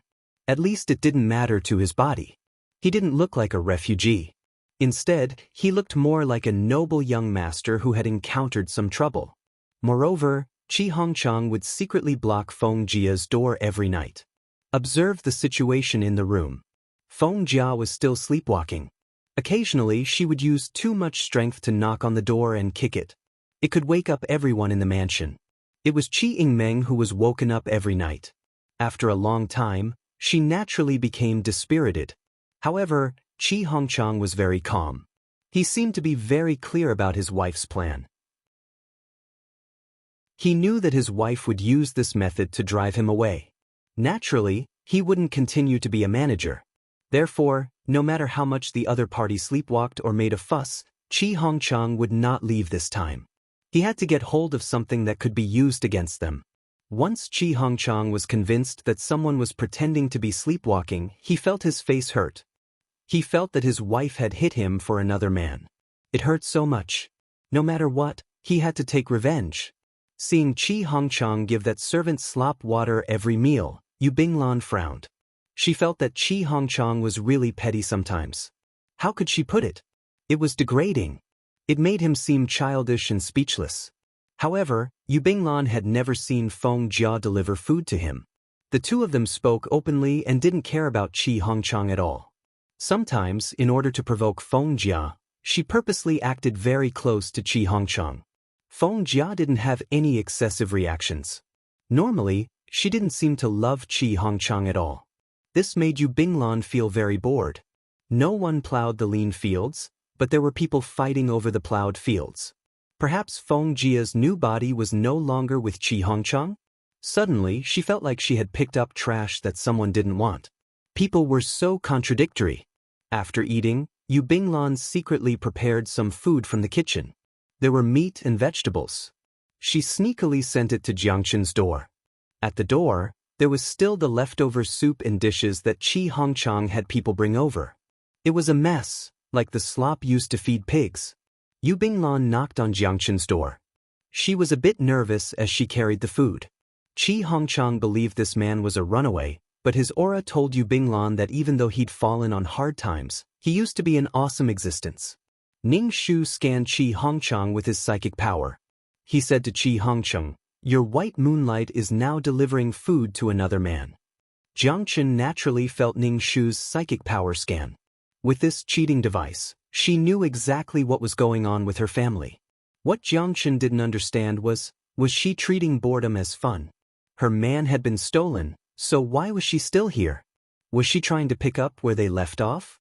Was she addicted to playing human games? Crazy. Jiangchen opened the door and saw Yu Binglan at the door. Wasn't this the man's concubine? Delivering food to him? Was there a mistake? In ancient times, this was practically a private affair. Jiangchen had lived for a long time. He'd seen many things. Under the other party's dark gaze, Yu Binglan, who was holding a bowl at the door, didn't know where to put her hands and feet. "You haven't eaten yet, have you? Take it. Don't die here." Yu Binglan shoved the bowl in front of Jiangchen. Jiangchen looked at the food. "No need. Drinking some of your blood is more like it," but Jiangchen didn't drink blood. He was sick of it. With spiritual energy and moonlight, he didn't need food at all. Humans had reached the pinnacle of eating. Jiangchen was really good at it. He tried it as well but didn't get the pleasure of it. It was probably because he wasn't hungry. He also learned how to cook. What did it feel like to be able to fill one's stomach? It was the highest form of art. When Yu Binglan heard Jiangchen's refusal, she froze. She'd come to deliver food but was rejected. It really made her angry. "I'll leave it here. Eat it or not." Yu Binglan put the bowl down at the door and left. Jiangchen looked at the food on the floor, speechless. He closed the door and refused to eat. He had to ask her when she was leaving. She shouldn't always be playing human games. Jiangchen didn't care about Chi Hongchang at all. He was as insignificant as an ant on the ground. Yu Binglan had misjudged him. Jiang Chen's face was really attractive. He was young and handsome. Who would have thought that he was a zombie who'd lived for thousands of years? If Yu Binglan knew that he was a green hat zombie with a sinister face and fangs, she'd probably pee her pants. Not to mention the faint ambiguity between them. Ning Shu was a bit puzzled. Weren't these two in true love? Shouldn't true love be able to conquer everything? /BK. Chapter 27:14. Yu Binglan was in a bad mood after being rejected. She refused Qi Hongchang's advances, saying that she wasn't feeling well. Qi Hongchang liked Yu Binglan, so naturally he endured her complaints, even though he felt a little uncomfortable. The next day, a servant told Qi Hongchang that the fleeing countryman had food at the door. There were meat and vegetables, not leftovers. But he didn't know why the countryman didn't eat. Qi Hongchang flew into a rage. Feng Jia must have given it to him. He angrily ran to find Ning Shu. When Yu Binglan heard the servant say that the food hadn't been touched, her expression was unreadable. This feeling was even more uncomfortable than last night. Ning Shu ignored Qi Hongchang, who ran up to him and yelled, "I'm not the only woman in this house. Why do you say I gave it to him?" "What do you mean?" Qi Hongchang asked. "Aside from you, who else would give that man food? Although that man is from the countryside, he's good-looking." Ning Shu pulled out a chair and sat at the dining table, preparing to eat breakfast. It could have been a young servant, or it could have been Yingmeng, or it could have been Yu Binglan. "I didn't give it to him," Yu Binglan and Qi Yingmeng said at the same time. Qi Hongchang trusted Yu Binglan, but he wasn't sure about his daughter, Qi Yingmeng. Was she mesmerized by that guy's face? Qi Yingmeng's heart turned cold when she saw her father's suspicious gaze, but he believed Yu Binglan. Her father would rather believe the recently married Yu Binglan than his daughter. She felt terrible, she wanted to cry. Qi Yingmeng didn't even eat breakfast. She grabbed her shoulder bag and stormed out. Ning Shu was quite pleased. "You got into a conflict with Yu Binglan, so you can feel the pain your own mother suffered." Breakfast arrived. Ning Shu ate with relish, but Yu Binglan didn't feel like eating anything at all. There was an indescribable sense of boredom. She suddenly felt a bit annoyed. She really was a bird without legs. She needed to fly, and when she landed, she would be greeted with a life she didn't like. Yu Binglan was probably a bit of a bitch. She insisted on demanding an explanation from Jiang Chen. She must have something against Yu Binglan for refusing to eat her food. He didn't eat the leftovers and didn't eat the food she sent. How did he survive? Did Feng Jia secretly send food to him? Seeing Jiang Chen sweeping the fallen leaves in the courtyard, Yu Binglan walked over and asked, "What's your relationship with Feng Jia?" Jiang Chen ignored her.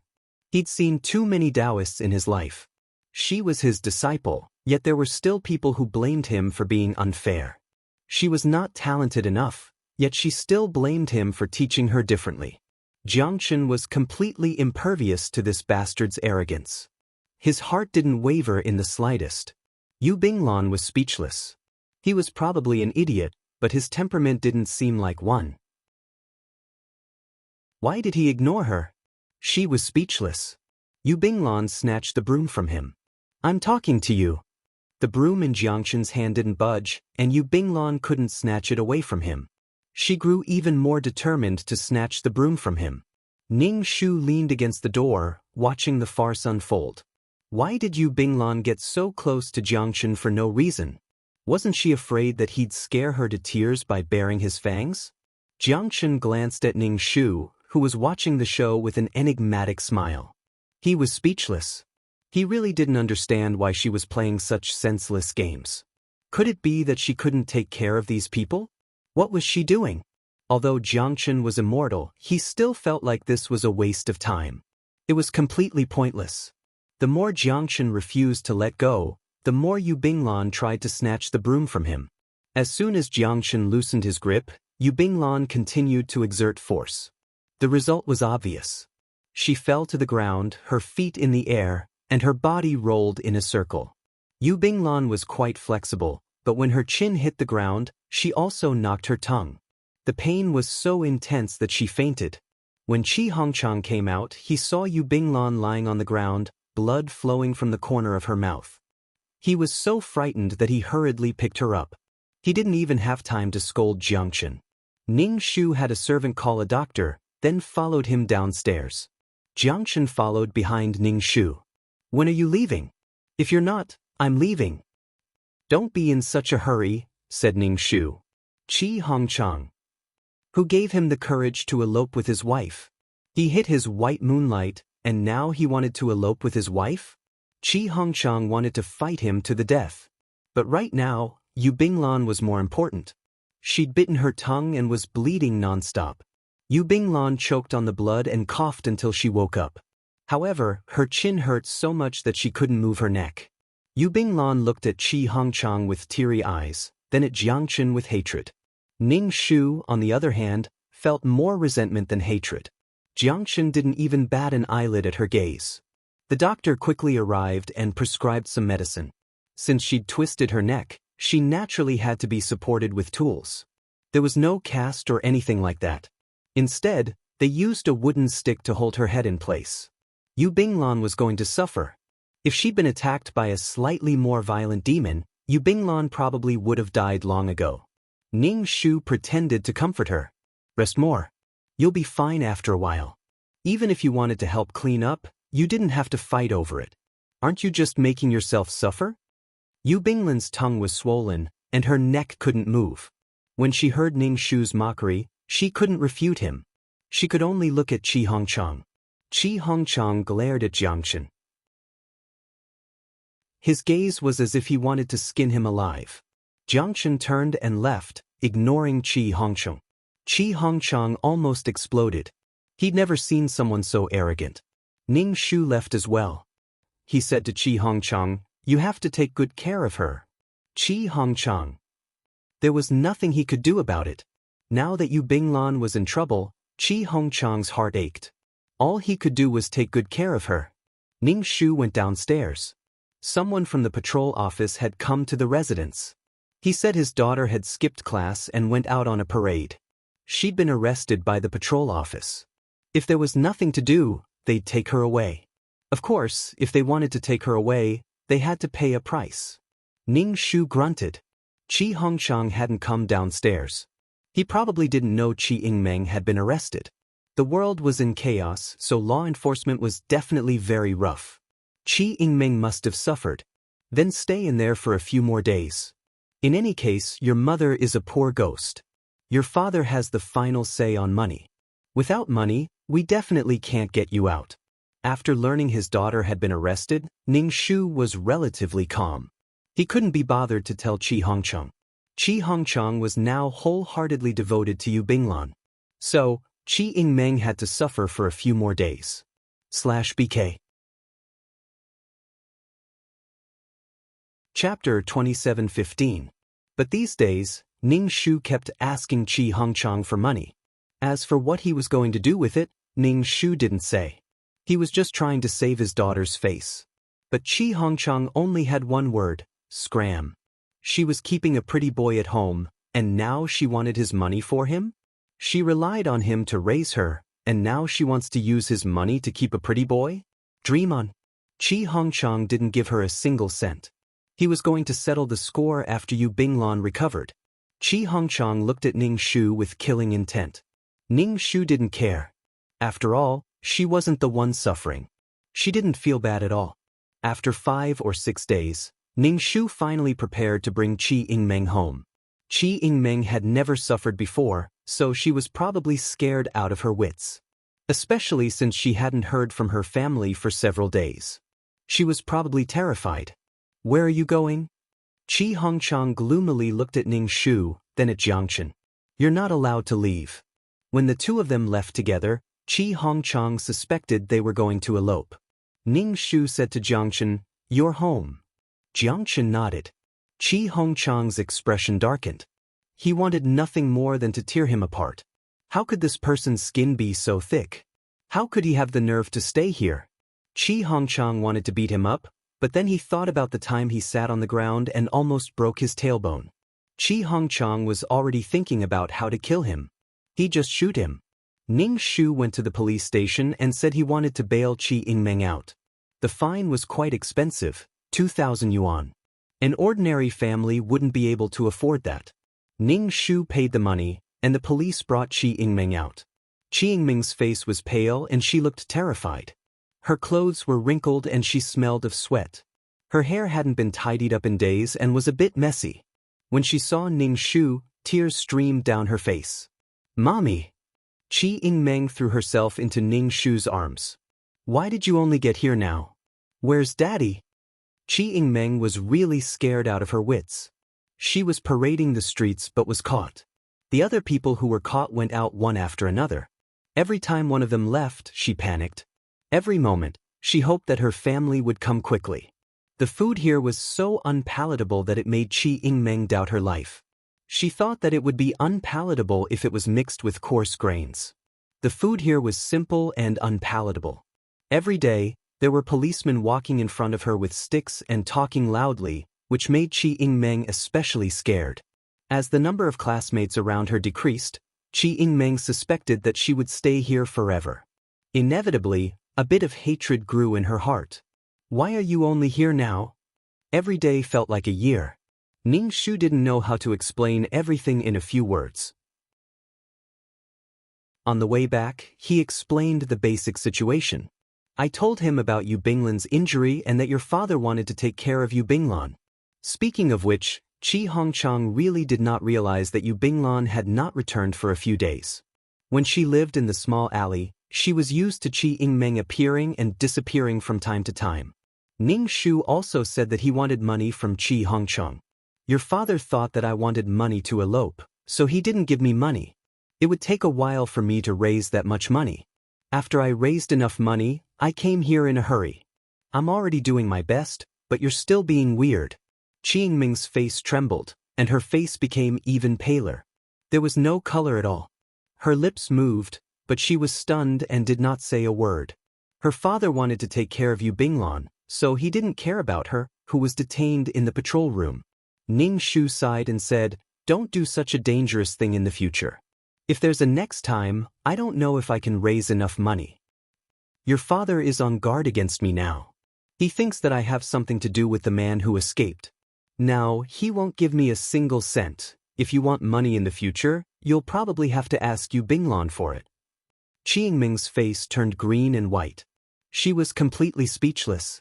She was the one who ran to tell her father that a man came to the house. But this matter seemed to have retribution on her. There was also Yu Binglan. Back then, she had always supported her father and Yu Binglan. Qi Yingming closed her eyes. It was as bitter as if she had swallowed a yellow lotus. It was so bitter that her heart was about to go numb. "Dad didn't ask about me?" Qi Yingming could not help but ask. She was not her father's only daughter. She went to the patrol room, and Yu Binglan was injured. Her father chose Yu Binglan. This made Qi Yingming's heart burst with uncontrollable resentment. "I don't know about this. You haven't been home for a few days. Your father didn't ask. Didn't you tell him that I was arrested and sent to the patrol room?" Ning Shu said, "I didn't ask. There were servants at home who saw the police in the patrol room. They should have told your father." Ning Shu's words were specious. "I think your father's heart is with Yu Binglan. I don't know if Yu Binglan's child will be a boy or a girl in the future." Ning Shu did not have any mother-daughter love at all. He picked on everything that was exciting. To put it bluntly, the two of them should be on the same side. One was a husband and the other was a father. Both of them would be snatched away by Yu Binglan and Yu Binglan's child. Ning Shu felt that even if Yu Binglan and Qi Hongchang in the plot met again and were together, Qi Yingming's life would not be much better. As for whether Yu Binglan had a child or not, he did not know. If she had a child, Qi Yingming would be an outsider. Qi Yingming gasped for breath. Her eyes were red and her whole body was trembling. Ning Shu patted her on the shoulder and said, "Take care of yourself. Don't make trouble. Don't be willful. Don't make trouble. Don't make trouble with your father. Besides, you were arrested for parading in the street. The more you make trouble, the more unhappy your father will be." When Qi Yingming heard her mother's words, her tears flowed even more happily. She was wronged, but her mother did not comfort her. Instead, she asked her to stop making trouble. Stop making trouble? No one understood how bitter, how wronged, and how uncomfortable she was in her heart. Ning Shu raised the corner of his mouth. Didn't Qi Yingmeng say that to the person who entrusted her? Qi Yingmeng did not know how she walked home. The first thing she did was to go to Yu Binglan's room and see her father pouring tea for Yu Binglan. Yu Binglan was lying on the bed comfortably. There was not even a bed in the patrol room. She was curled up in the corner of the prison. She was especially scared and terrified. "Dad!"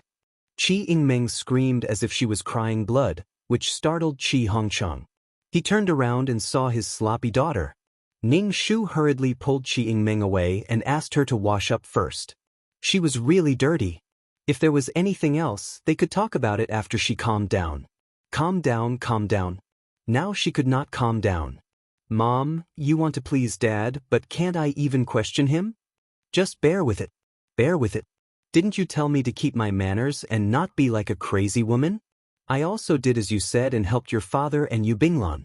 Ning Shu comforted Qi Yingmeng, but the words he said made Qi Yingmeng's liver explode. /BK. Chapter 27:16. No matter how angry Qi Yingmeng was, she even ran up to Qi Hongchang and asked if he didn't love her anymore. Qi Hongchang only had one reaction. What was wrong with her? Of course, Qi Hongchang didn't know about Qi Yingmeng's suffering in the police station. Then Qi Yingmeng looked at her father with an enigmatic expression and gnashed teeth. Even Yu Binglan on the bed was an eyesore. Why hadn't she found Yu Binglan so annoying before?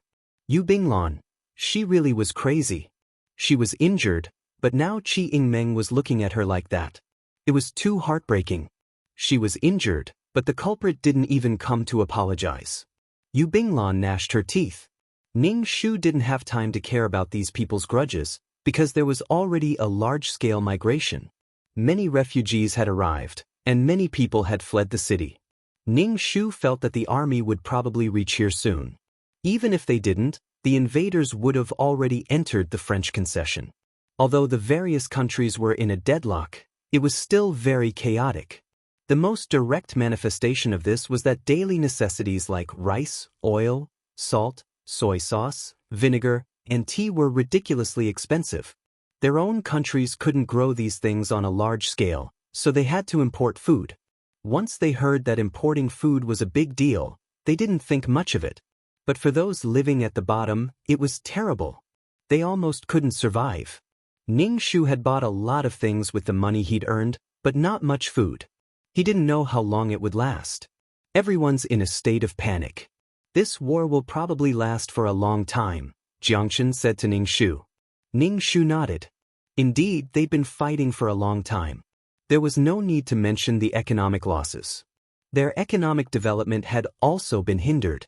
The gains of war didn't make up for the losses, except to fill the stomachs of some fat rats who'd profited from war. Jiangchen didn't want to stay here any longer. He felt like this family was full of idiots. It was really boring. He asked Ning Shu several times when they were leaving. Ning Shu said, "I have to take care of some things before I can leave happily. I won't have any more worries." She'd come to take care of these things. Jiangchen looked at her. "Oh, when are you leaving?"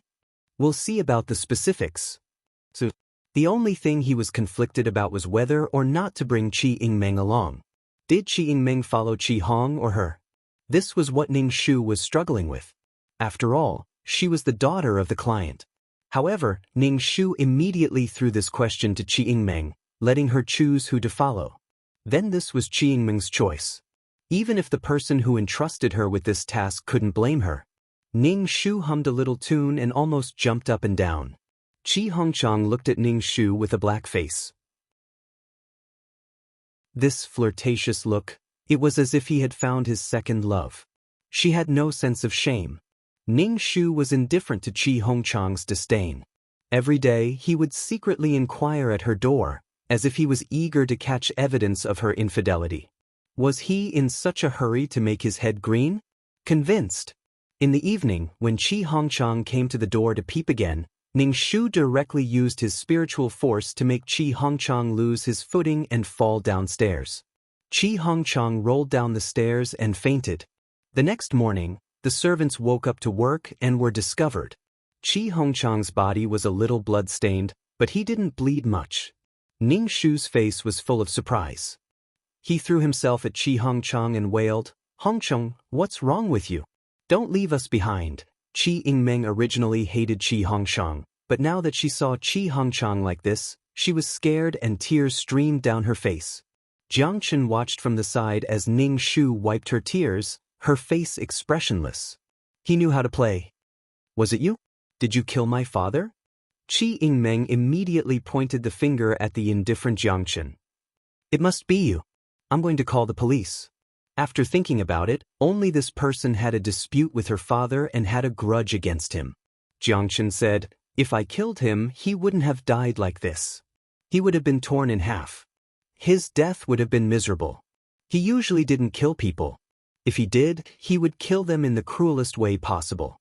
For example, a little bit of blood, a goo, or a drug test. He would test how much poison could kill people." Chi Yingmeng was furious. He was so arrogant. Why call the police? Your father is still breathing and has a heartbeat. Find a doctor first, Ning Shu yelled at Chi Yingmeng. Chi Yingmeng straightened her neck and said, "We have to find a doctor and the police. The truth is obvious. Mom, don't even think about covering up for someone." No matter how much she hated her father, she wouldn't let him be assassinated like this. "Ning Shu, do whatever you want. Do whatever you want. He wasn't dead, he was just unconscious. The police wouldn't investigate at all. Plus, the world was so chaotic. Who would care about such a trivial matter? Unless they paid money." How much money could Chi Yingmeng have? She was the one who paid to be arrested on the street. Chi Yingmeng was quite afraid of the police station. She had a shadow in her heart and had a servant report it to the police station. Chi Hongchang was carried into Ning Shu's room and laid on the bed. If it weren't for his breathing and heartbeat, they would have thought he was dead. Yu Binglan lay on the bed. She felt that the house was a bit chaotic. She didn't know what was going on, but no one paid attention to her. She struggled out of bed, her movements as stiff and slow as a puppet. She went to the master bedroom, which was several rooms away. When she saw Chi Hongchang lying on the bed, the doctor frowned and took his pulse. There was also a Western doctor who shone a small flashlight into Chi Hongchang's eyes. "What happened?" Yu Binglan hurriedly asked. Why was Chi Hongchang lying on the bed? Where was he injured? The servant told Yu Binglan that her husband had fallen down the stairs. For a moment, Yu Binglan turned her head and looked at Ning Shu suspiciously. She also looked at Jiang Chen, who didn't seem to care.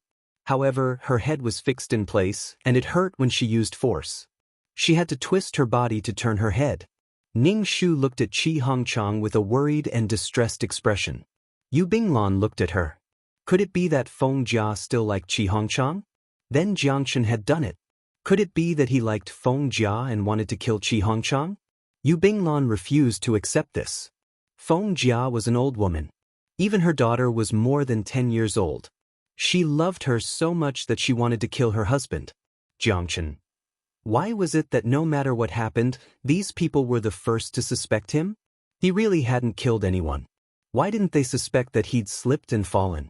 Or perhaps some naughty and bored person had done it. He wouldn't take the blame for this. Yu Binglan looked at Jiang Chen. He was as cold as ever, as if he didn't feel anything from her scrutiny. Yu Binglan was a bit shaken. He probably hadn't done it, right? This mansion was her bane. As soon as she returned, she was injured. Chi Hongchang was unconscious. /BK. Chapter 27:17. The doctor and the Western doctor did all kinds of examinations on Chi Hongchang, but they all shook their heads. Ning Shu quickly asked, "How is he?" "There's probably a blood clot in his brain from the fall. It'll take some time for him to wake up." The Western doctor nodded. It was obvious that he had fallen into a coma because of a blow to the head. Yu Binglan asked with a trembling voice, "When will he wake up?" "It's hard to say. He'll definitely wake up in a few days, or maybe he won't wake up for a long time, or maybe he won't wake up at all." The three women present, Ning Shu, Chi Yingmeng, and Yu Binglan, were all pale. "Dad, wake up. I won't talk to you anymore." Chi Yingmeng lay on the bed and cried. It felt like a mountain had collapsed. Wasn't a home without a father like the sky had collapsed? How could she and her mother survive without a father? Yu Binglan didn't expect that she would encounter such a situation after finally settling down. He was unconscious, and she didn't know when he would wake up. You can talk to the patient more. Maybe you can wake him up, the Western doctor said. As for taking medicine, there was no need to take it. At most, they would give the patient some glucose to maintain his nutritional needs. After sending the doctor away, the residence was gloomy. The master of the house was unconscious and might die. Even the servants were bored. Yu Binglan was especially tormented. Was she supposed to be alone for the rest of her life? Couldn't she have happiness? Qi Yingming's accusation was a blow to Yu Binglan's heart. Qi Yingming said, "You're a jinx? When you didn't come to the house, it was always peaceful.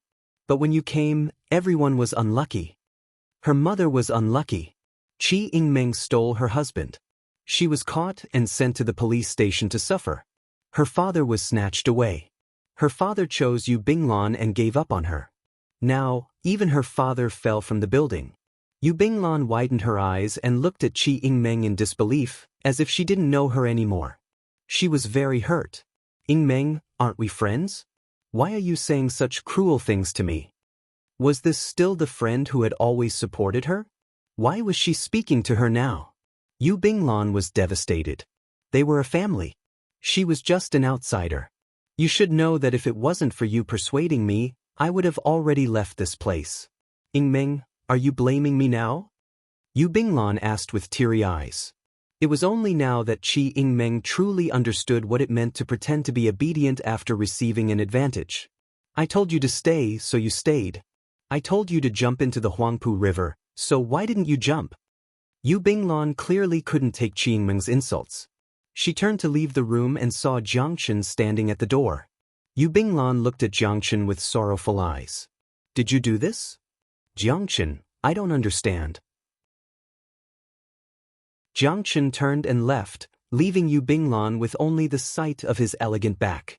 Jiangchen wondered if humans were becoming dumber and dumber. The children he had adopted before were all beggars without parents. They would do anything for a mouthful of food. After following him, he was fed, clothed, and studied. His disciples schemed against each other, especially after they formed a few clans. The scheming against each other became even more intense. However, they were all discussions about medical skills. To be honest, Jiangchen had never seen such a boring, stupid, and pretentious person. He could only say that he was. Yu Binglan bit her lip. She really had never seen such a person. He was so stubborn that no matter what you said, he remained indifferent. He was also faintly arrogant. He looked down on people. Every day, Qi Yingming didn't give up talking to Qi Hongchang by his bedside. Even Yu Binglan sat there for half a day. They talked about all the sour things from the past. When Qi Yingming heard it, she burned with rage. Wherever Yu Binglan was, Qi Yingming wouldn't appear. Yu Binglan looked like she'd been hurt. She looked pitiful. Ning Shu occasionally came to check on him and had someone wipe his body. Qi Hongchang seemed to have fallen into a deep sleep. Even when someone talked to him, he didn't react at all. There was no filial child in front of a sickbed. A month passed, but Qi Hongchang didn't react. A month and a half passed, but Qi Hongchang still didn't react. However, he'd lost a lot of weight. The hope in Qi Yingming's eyes grew dimmer and dimmer. Yu Binglan still insisted on talking to Qi Hongchang. Ning Shu brought a doctor to examine Qi Hongchang's body. After the examination, he said that the situation was not good. Yu Binglan's eyes flickered. She said to the Western doctor, "Doctor, I heard that there is a kind of euthanasia. I don't know if it's true." Everyone in the room stared at Yu Binglan with shocked expressions. "Yu Binglan, you want Dad to be euthanized?" "Yes, if Hongchang is like this, he won't be able to hear us anymore. I talked to him for a whole day, but he didn't respond to me. Do you know how uncomfortable it is for him to lie in bed like this?" Ning Shu was speechless. Qi Yingming was dumbfounded.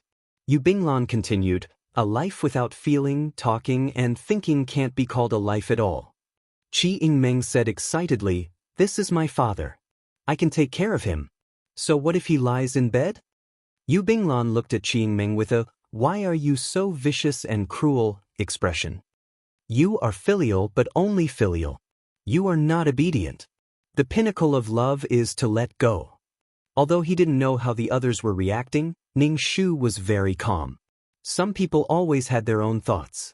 What pinnacle of romantic love was nothing at all. Jiangchen was suddenly very calm.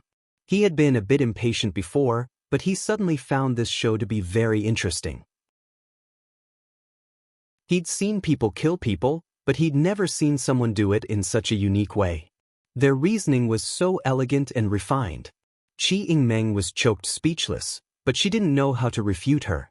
It was clearly the case of true love, but Qi Yingmeng felt an indescribable coldness that made her body tremble uncontrollably. The Western doctor said, "There is such a thing, but it's not up to you. You need the family's consent."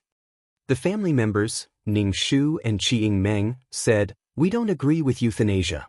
Yu Binglan looked at the two of them with indignation and sadness. "Do you know how much pain he's in? Doctor, can't we euthanize him? You really don't have the final say." The doctor took the box and left. Damn, this was the first time they'd asked for euthanasia. At this time, euthanasia hadn't been widely accepted. Even in a few decades, euthanizing cats and dogs would still be said to be disrespectful of life, let alone humans. They couldn't euthanize patients. If there were any problems, they had to find him. He couldn't bear this responsibility. Qi Yingmeng looked at Yu Binglan with disgust. She actually wanted to kill her father. Euthanasia? Who knew, maybe her father would wake up soon. /BK. Chapter 27:19. You're a rare sight of filial piety, Ning Shu sighed. Qi Yingmeng felt guilty. Then she thought about how she wouldn't be able to see her mother for a long time. She didn't know when this chaos would end. Would something happen to her mother, who was still in the country? Qi Yingmeng's head was about to explode. She wanted to cry from the conflict between her rationality and her emotions. Later, Qi Yingmeng brought some water to Ning Shu to wash his feet. She squatted in front of Ning Shu and washed Ning Shu's feet. She got to enjoy a treatment even her client didn't get to enjoy. She just wanted to lessen the guilt in her heart. Ning Shu allowed Qi Yingmeng to wash his feet. He enjoyed it as much as he could. After washing Ning Shu's feet and helping Ning Shu sleep, Qi Yingmeng crept over to Jiangchen's room and knocked. Jiangchen opened the door and looked at her. "What is it?" "If you really like my mother, then I'll entrust my mother to you. You have to take good care of her." Qi Yingmeng thought to herself. At least there was someone her mother could rely on. After she and her father left, her mother would be all alone. "Jiangchen, I have nothing to do with her," Jiangchen said directly.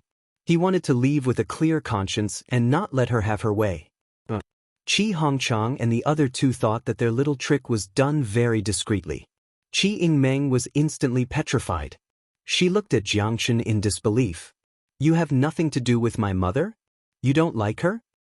"I'm just a refugee. I came here to make a living." Jiangchen closed the door. Qi Yingmeng returned to her room in a daze. She struggled with whether she should stay with her mother or go with her father. What should she do? She paced back and forth to Yu Binglan's room. She wanted to knock and tell her father she wasn't going.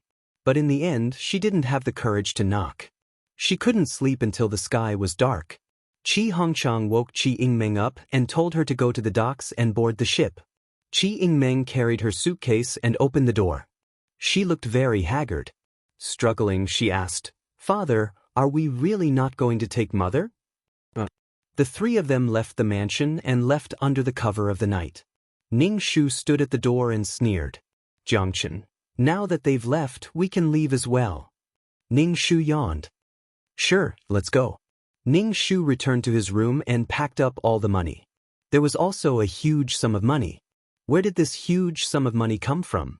It came from Qi Hongchang selling the mansion. He did not tell anyone that he sold the mansion. Soon, those people would come over to ask for a house, and she wouldn't even have a place to live. In the plot, the family of three left, and the mansion was sold. Qi Hongchang locked the money in his suitcase. Although the suppression of this plane's laws was very strong, It was still possible to construct a spatial tunnel and extend it into the suitcase. After all, they were only separated by a layer of skin. He had reached his hand in and taken away the huge sum of money to buy the house. This money could be used to sell a lot of resources. She was taken abroad to live a good life.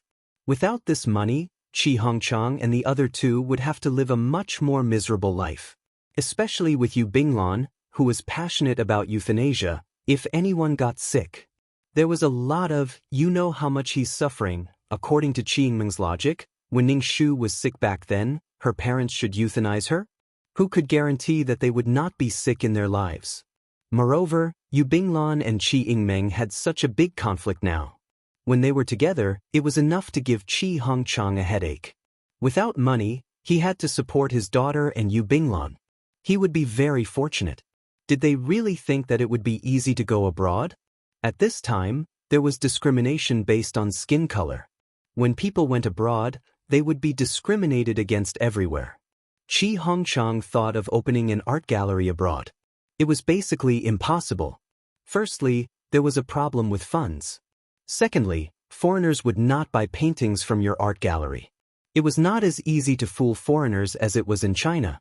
They could make oil paintings and the like, but they were stupid and had a lot of money. It would not be easy to fool them outside. Moreover, there was a war in China.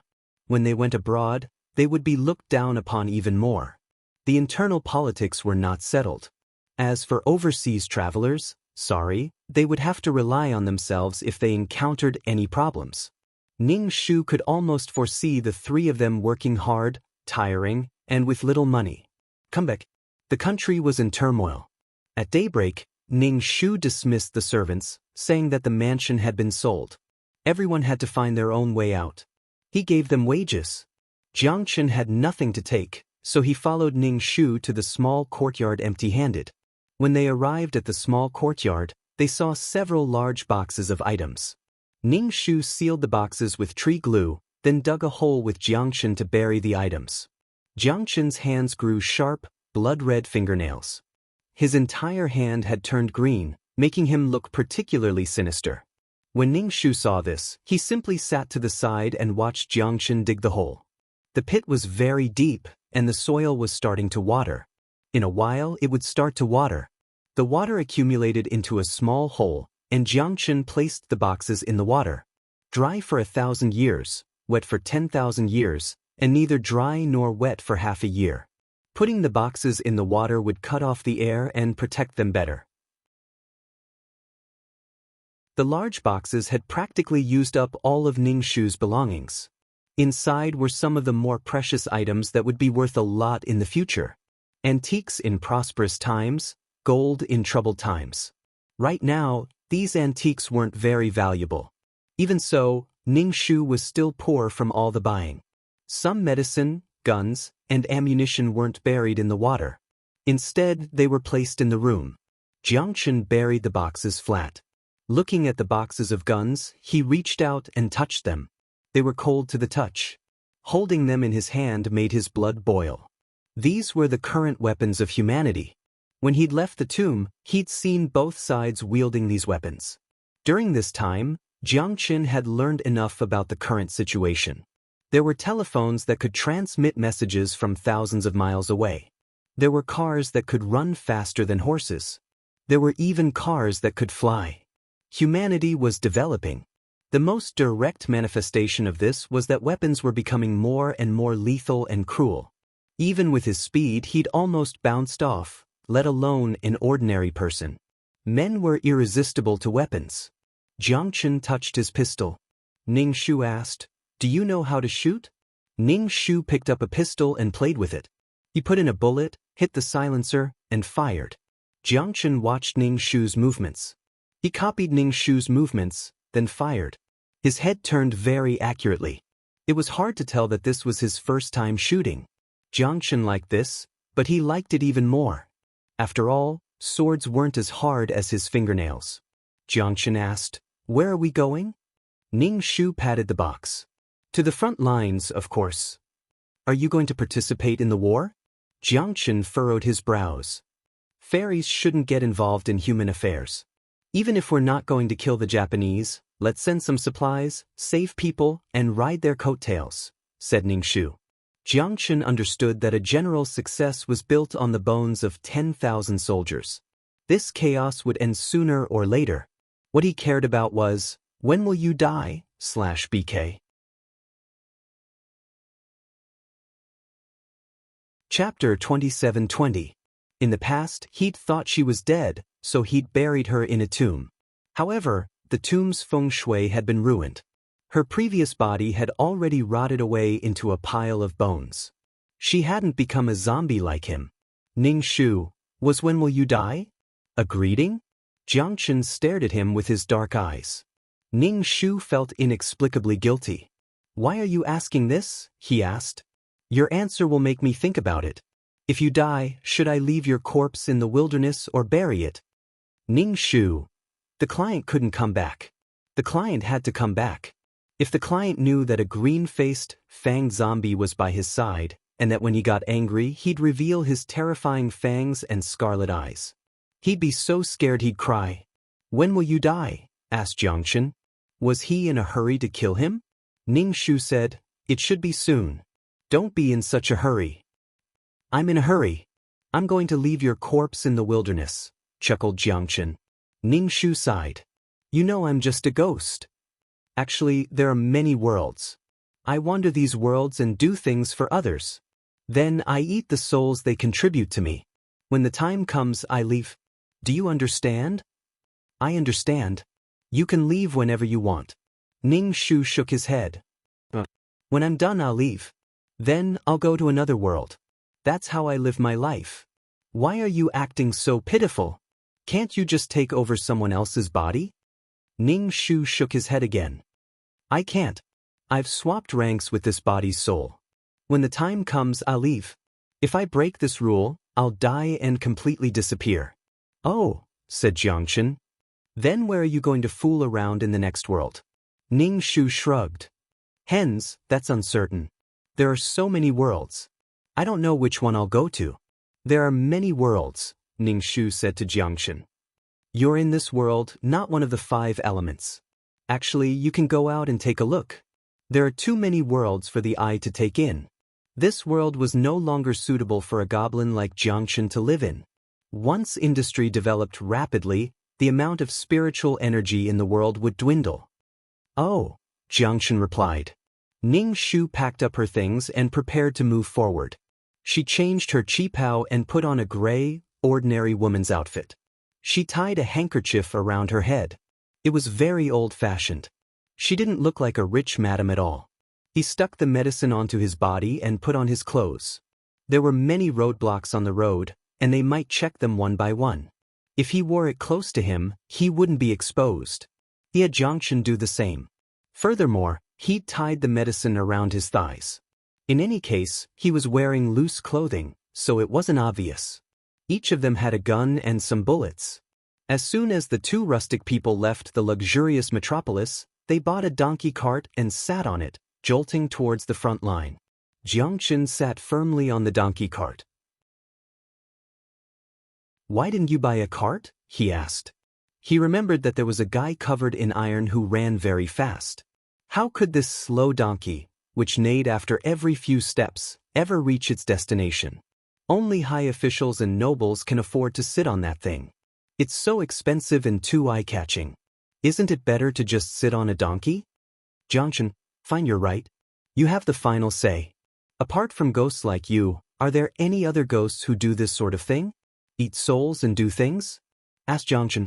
Yes, there are quite a few. Actually, I don't have a choice. I'm under someone's control. I don't even know when I'll die. I'm telling you this because I don't want to hide it from you. Jiangchen, then will the soul of this body of yours return? Ningshu said, some will return, some won't. She'll probably return. If the soul didn't return, the system would notify her. Whether the soul returned or not, there were 2 ways to complete the quest. If the soul didn't return, the body would die as soon as it left the body. Of course, they could do whatever they wanted. After all, the body was going to die anyway. But if they wanted the soul back, they had to do it slowly. They had to suppress their emotions and complete the quest. Ning Shu glanced at Jiangchen. You don't have a soul. You can't become a ghost like this. Jiangchen didn't have a soul. His body had been resurrected, but he didn't have a soul. If nothing unexpected happened, he was just a blood-sucking monster. Now that he had intelligence, he still didn't have a soul. Jiangchen shooed the donkey away. It's not like I want to become a ghost. If he died, he wouldn't have the freedom he wanted. Ning Shu nodded. Actually, you're pretty good. You're not monitored by the heavenly Tao. No matter where you are, as long as you don't do anything excessive, the heavenly Tao won't destroy you. He didn't have a soul, so he could escape the 5 realms and 3 realms. He wasn't monitored, so he was a cheat. Ning Shu asked, have you ever thought of going to other worlds to see them? Jiangchen was bound to this world. If anything were to happen to the world, he would die with the world. Jiangchen would die with the world. Oh, I'll think about it, said Jiangchen calmly. Along the way, Ning Shu and Jiangchen's relationship to the outside world was that of husband and wife. Their family was in trouble, so they wandered everywhere. Their ancestors were barefoot doctors. They could treat headaches and fevers, deliver babies, and so on. They didn't need to be paid much. They just needed to give them something to eat. Of course, they wouldn't give them anything special like Western medicine. At most, they'd give them some herbs or write down a simple prescription. In this kind of situation, if they didn't even have enough to eat, seeing a doctor would be very difficult. No matter what era it was, they couldn't afford to get sick. Once they got sick, their man and their family's finances would become tight. The two of them traveled, relying on traveling doctors to get something to eat. Jiangchen didn't need to eat, but Ning Shu did. Although they'd brought a pot and rations with them when they left, they'd eaten pretty much everything along the way. Now, they needed to get something to eat. Their reward might be cornbread or cooked sweet potatoes. In any case, they didn't have any refined grains. They were all coarse grains that made them feel especially hungry. As for meat, they occasionally bought some from larger markets and ate it out in the wild. Their days were quite hard. They lived in the open, and their skin had become rough. Jiangchen's fair skin was still as beautiful as ever. He didn't eat or drink. He stood aloof from the world. Jealousy twisted me. She lived a miserable life just for 3 meals a day. You don't have to eat. I can help bury you, said Jiangchen. Why would she want to die? After a few months of traveling, they were finally close to the front lines.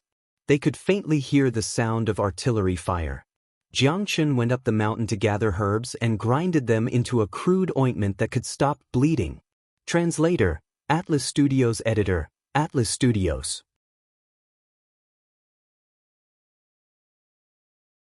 Chapter 27-21. The powdered Jinchuang medicine didn't take up much space. A single bag was enough to heal many people.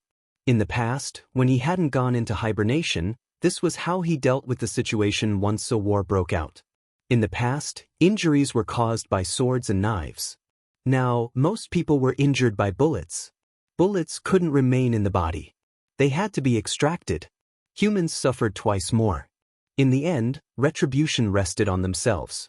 Once the bullets were extracted, would they be able to use Jinchuang medicine? After all, people used small pills now. Jiangchen didn't care about the conflicts between humans. He didn't feel any sense of belonging. Ning Shu looked at the large bag of powdered medicine. This was probably how he got his merit. It wasn't that Jiangchen didn't kill, but he did save people. At the end of the day, the Tao of Heaven would give him some merit. Keep it that way. Don't go crazy and kill people. If Jiangchen was a blood-sucking monster, although he wasn't under surveillance, humans would definitely try to kill him for their own safety. Ning Shu suddenly asked curiously, "It's been so many years. Has anyone discovered that you're a zombie?" It hadn't been easy for Jiangchen to live so long. If he'd been discovered, humans were weak. However, if they worked together, they were quite powerful. Jiangchen's expression was nostalgic. A few of my disciples discovered me. They're old now. I'm still young. They probably want to live forever like me, said Jiangchen coolly. So they joined forces to suck my blood. Ning Shu had nothing to say. Humans couldn't resist the temptation of eternal life, especially immortality. The richer they were, the more power they had, the more they wanted to live forever. They wanted to enjoy it. I killed a few of my disciples and put them into hibernation. When they had nothing to do, they kept chasing after me. I was speechless at how vicious they were. Jiangchen was very calm when he mentioned the past. Ning Shu didn't ask about Jiangchen's past. If he asked too much, he'd have to talk about how he died without saying a word. Ning Shu suspected that Jiangchen wanted to kill her and dump her corpse in the wilderness. The sound of gunfire grew louder and louder. Fighter jets circled overhead. Ning Shu and Jiangchen sat on a donkey cart, leisurely advancing towards the gunfire. "Captain, do you think those two are idiots?" The spy lurking in the dark stared at the two as they walked past. The bell hanging on the donkey's neck jingled. The sound was crisp and pleasant. If they continue forward, they'll enter our encirclement. If the front line couldn't hold on any longer, they could only rely on their side to hold on. Before reinforcements arrived, they had to delay the enemy's advance even if they had to bleed to the last drop of blood. "Stop right there," said a few men dressed in ordinary peasant clothes with handkerchiefs on their heads. They pointed their guns at Ning Shu and Jiangchen.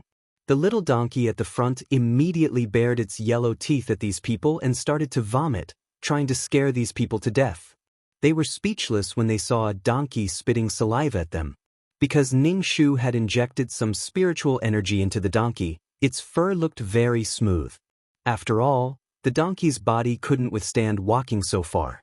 Ning Shu occasionally injected a bit of spiritual energy into the donkey to improve its health. "This isn't a place you should be. Hurry up and leave," said Captain Ning Shu and Jiangchen. Ning Shu jumped off the cart and took out a bag of medicine. He walked over and said, "Captain, I'm here to deliver something. These are antibiotics. They're very useful for treating fevers and infections. Take a look." There were about 200 pills in the small bag. It was a rather precious batch. "I bought all of this medicine in the sea. Supplies aren't as scarce there, so my husband and I delivered it." "Captain." The team members were delighted.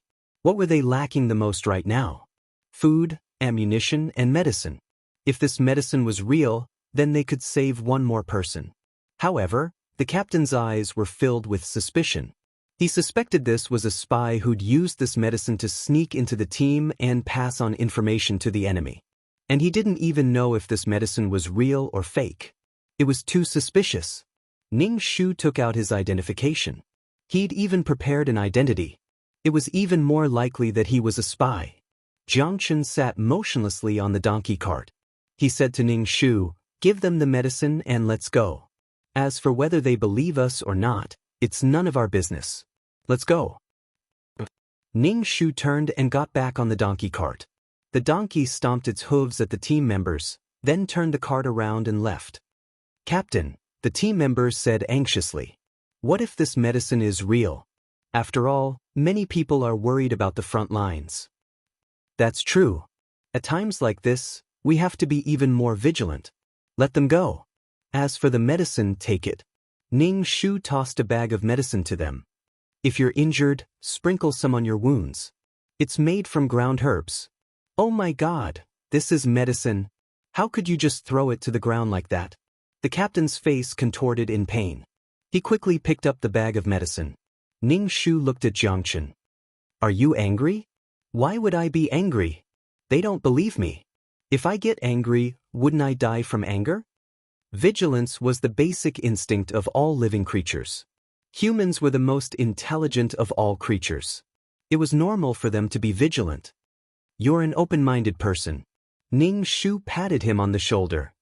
"Where are we going next?" "Anywhere." Jiangchen didn't have a destination in mind. He'd wandered far too many places. Suddenly, he felt like the world was pretty small. Did he need to go somewhere else to wander around? "How do you think we can get to other places?" Jiangchen asked Ning Shu. Did Jiangchen want to be like Kelp and break through the shackles of this plane? Did he want to ascend? "You'll need to comprehend spatial laws," said Ning Shu. "You'll need to construct a passageway to the outside world." "All right, we're all trapped in a fish tank. If we want to leave, we'll have to jump out of the tank." "I understand, but how can we jump out of the tank?" Jiangchen rubbed his chin. Ning Shu looked him up and down. You've lived for so long. Has your body been corroded by anything? He didn't have a soul, so he didn't need to worry about being tainted by calamity beasts. The only thing he had to worry about was his body. Jiangchen could easily become a monster-slaying hero. Some talismans even had some effect on me. Back then, the Taoist priests and monks had some ability, said Jiangchen honestly. Ning Shu gave up on making Jiangchen a monster-slaying hero. After all, he was different from skeletons. If he brought them in, they'd still be in a different world. Also, skeletons were made from souls with the deepest obsessions. Such souls weren't easy to purify in the pool of rebirth. So, skeletons were still needed. They could destroy calamity beasts and lessen the burden on the pool of rebirth. Right now, Jiangchen was neither yin nor yang to her. Even if she brought him into the world of reincarnation, he'd be useless if he didn't work. /BK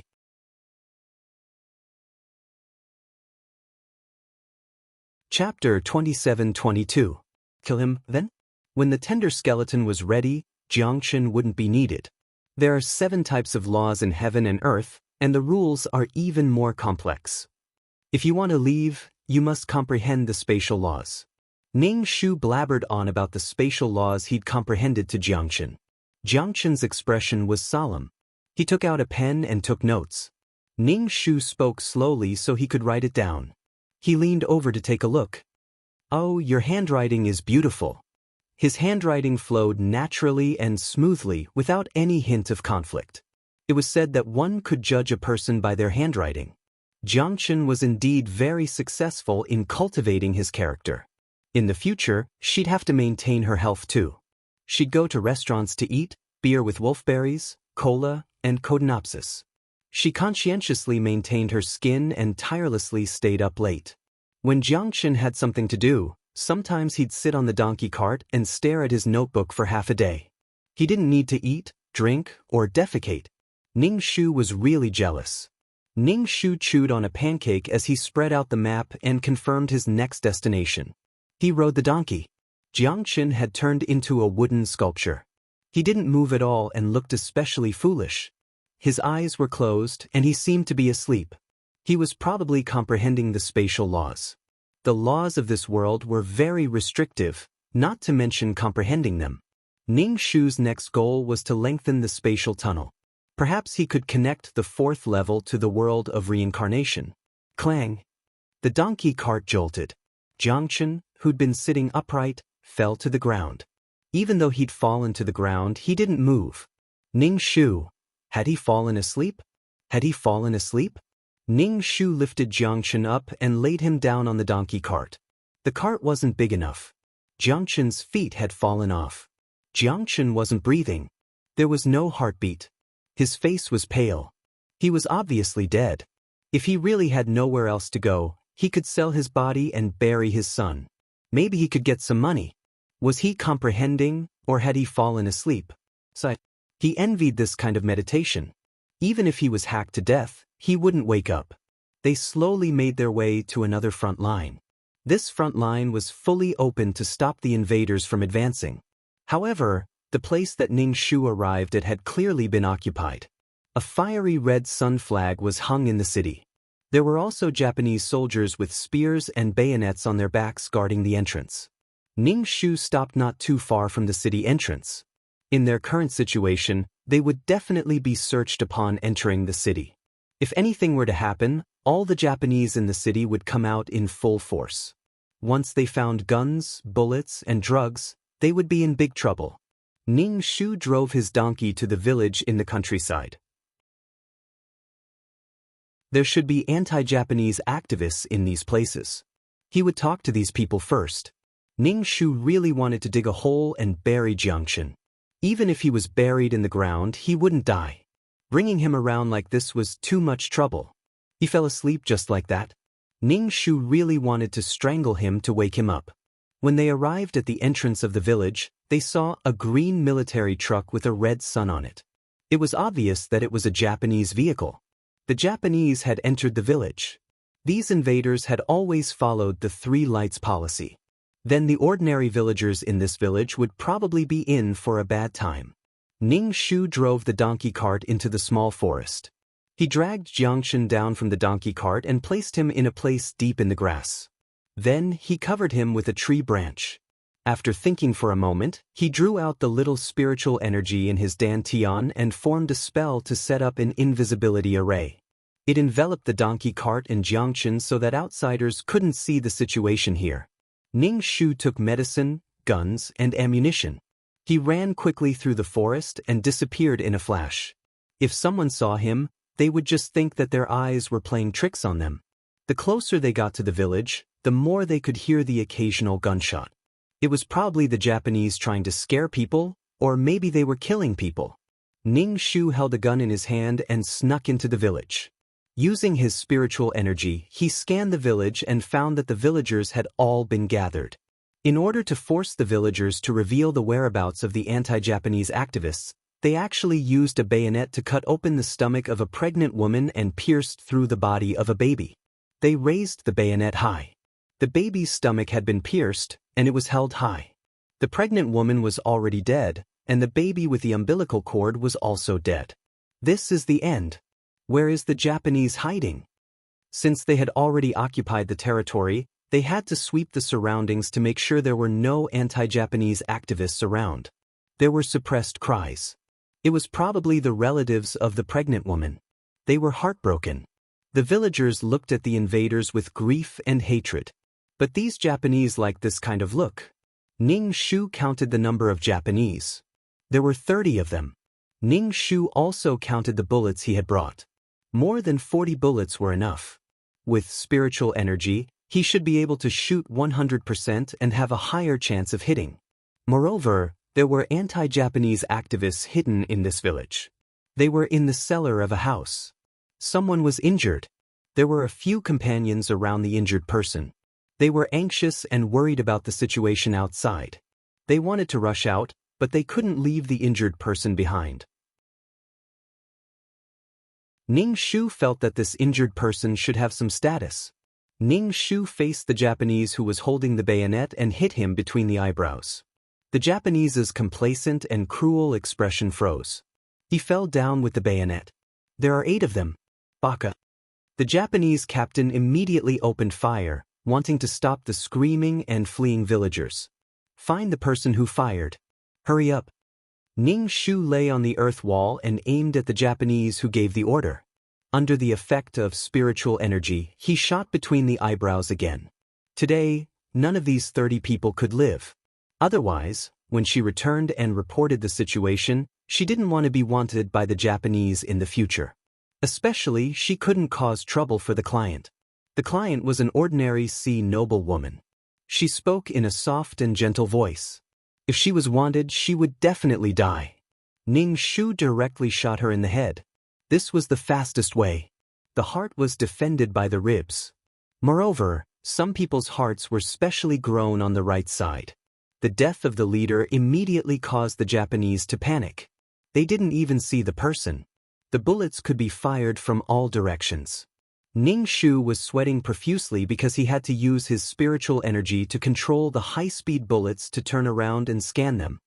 He felt that his body was hollowed out, and he was exhausted. Sometimes, he might not even be able to shoot. He couldn't waste bullets. Ning Shu had to be careful and concentrate. He also divided a part of his spiritual energy to explore the surroundings. He couldn't let the Japanese discover him. What's the situation? Is there reinforcements outside? The people in the cellar heard the gunshots outside and their faces revealed a happy expression. Impossible, there can't be reinforcements. This area has already been occupied by the Japanese.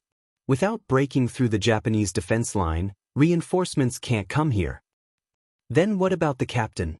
The captain's situation is getting worse and worse. /BK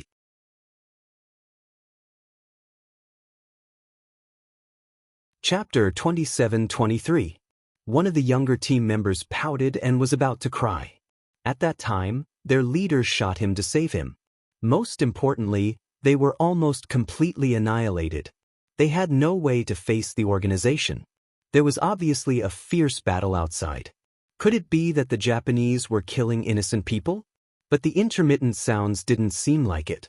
Ning Shu shot the last Japanese in the head and climbed over the wall. He felt his way to the entrance of the cellar. The entrance of the cellar was really big. It was actually in the pigsty. Ning Shu knocked with a stick and found the entrance. He shouted softly at the entrance, "I'm not a bad person. I'm coming in. Don't shoot." When the few of them heard that it was a woman, they still took out their guns and pointed them at Ning Shu. Ning Shu jumped into the deep tunnel. The tunnel was winding.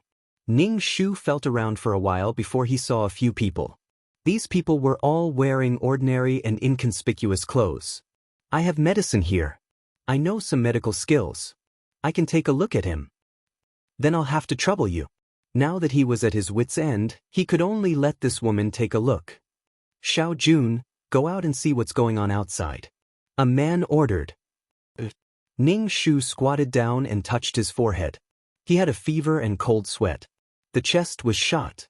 Ning Shu took out 2 antibiotic pills and crushed them in a bowl beside him. He got some water and poured it into the patient's mouth. His movements were smooth and rough. "Miss, you can be gentler. Our leader can't take it anymore." Ning Shu opened the silver needles and pulled open his clothes. He used the silver needles to seal the blood vessels around his chest. This way, when he removed the bullet, there would be less blood loss. He took out a simple clip and a knife. The knife was cleaned with alcohol. Now he was going to cut. Ning Shu's actions stunned the few of them. When Ning Shu was about to cut, someone reacted. Wait, what?" Ning Shu looked at him. "Are you confident? Don't worry, there's a 50% chance that he'll be fine. If we drag this on, he'll definitely die." Ning Shu comforted these people like a gentle doctor. Then, before he could finish, Ning Shu had already cut open the bullet hole, and dark red blood oozed out. Ning Shu took the clip and inserted it into the wound to clip the bullet. The onlookers felt the pain as they watched. The unconscious regiment commander immediately woke up from the pain. "Press it well, don't let him struggle." With the help of spiritual force, the bullet clamped out, and there were bullet fragments. Then he held an oil lamp and threaded the thread to sew up the wound. Tuanzi was also a tough guy. She was in so much pain that she tried her best to endure it and made a suppressed sound from her throat. He panted heavily. The wound wasn't big, so it was quickly stitched up. Ning Shu rubbed some jinchuang ointment on the wound. He wiped the blood off his hand. "It's done." The commander fainted. "Thank you." After coming to his senses, he quickly thanked him. He was so skillful that he should be an experienced doctor. The man called Xiao Jun also came back and said excitedly, "The Japanese are all dead. That was really a sharpshooter. All of them shot their heads. So powerful." Several people looked at Ning Shu. Ning Shu quickly waved his hand. "If you want me to treat the patient, I can help. But it really wasn't me. It was a companion I met on the way. He didn't seem to be from the army. His marksmanship is perfect, but he should be gone now." Everyone looked pitiful. It would be great if they could see the sharpshooter. Ning Shu made up a lone sharpshooter. However, someone looked at Ning Shu suspiciously. "You also have a gun. Everyone shot their heads. Didn't you do anything?" Ning Shu asked in surprise, "Why should I help when there's someone helping? With my marksmanship, I'll only make trouble if I help." It made sense. "Then why are you here?" "I'm here to find something to eat. My husband has a strange disease and has been unconscious. I want to bring him to see a doctor and passed by here." "Then how did you know we were down here?" "I asked the villagers." "All right, I have to go. My husband is still waiting for me." "Are you married?" "Ning Shu, my daughter is already 16. It's also because the person who commissioned her took good care of her. Some people even think that she's not married." I smiled proudly. "You guys should hurry up and leave. The Japanese here have been killed. The Japanese in the city will pass by soon. Take the medicine here. Feed it to him when he has a fever." Ning Shu took out 10 antibiotics. "Apply this powder to the wound. It will heal quickly. It's a medicine passed down from our ancestors." "Thank you." I quickly took it. Do you want to come with us?" "I don't know if the commander's body can make it. How can I do that? I still need to bring my husband to find medicine. Besides, he'll be fine. The bullet has already been taken out. Ning Shu looked at the commander. His luck was a mix of white, red, and purple. This meant that he was young and poor. After joining the army, he would have a bright future. There were many heroes who fought the Japanese. Heroes were created by circumstances. You are the people the Japanese want to capture. I'm just an ordinary citizen. If I stay with you, I can still live. They all looked at each other. They knew that they were forcing him. The unconscious commander woke up. In a hoarse voice, he said, "Let her go." "Commander, you're awake." "Commander," sob. "It's all my fault." Ning Shu looked at the touching scene. He took the things and left the cellar. The villagers were all running away in panic. The Japanese had died here. The Japanese stationed in the city would definitely come back for revenge. Ning Shu ran to the small forest. The barrier was still there and Jiangchen was still sleeping. If she dragged Jiangchen into the car and drove the little donkey away, when the Japanese army arrived, she wouldn't be able to do anything by herself. Ning Shu really wanted to dig a hole and bury Jiangchen. She was kind-hearted. Jiangchen wanted to leave her corpse in the wilderness, but she wanted to bury him. "That woman's gone," Xiao Jun said to the commander.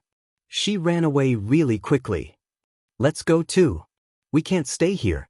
The commander's dark face was pale from the pain. "We need to hurry and contact the organization." "Yes, sir." The first team hadn't returned for a long time. Naturally, they attracted the Japanese's attention. By the time the Japanese arrived, the entire village was empty. The Imperial Army's corpses had been burned black. Even their parents couldn't help it. Baka. How dare they treat corpses like this? Even if they were corpses, some of them had to be transported back to their homeland. If they brought them back after being burned like this, it would definitely hurt their morale. Capture the anti-Japanese activists and tear them to pieces. Ignoring how angry the Japanese were, Ning Shu didn't enter the city. Instead, he circled around it and quietly slipped away. /BK.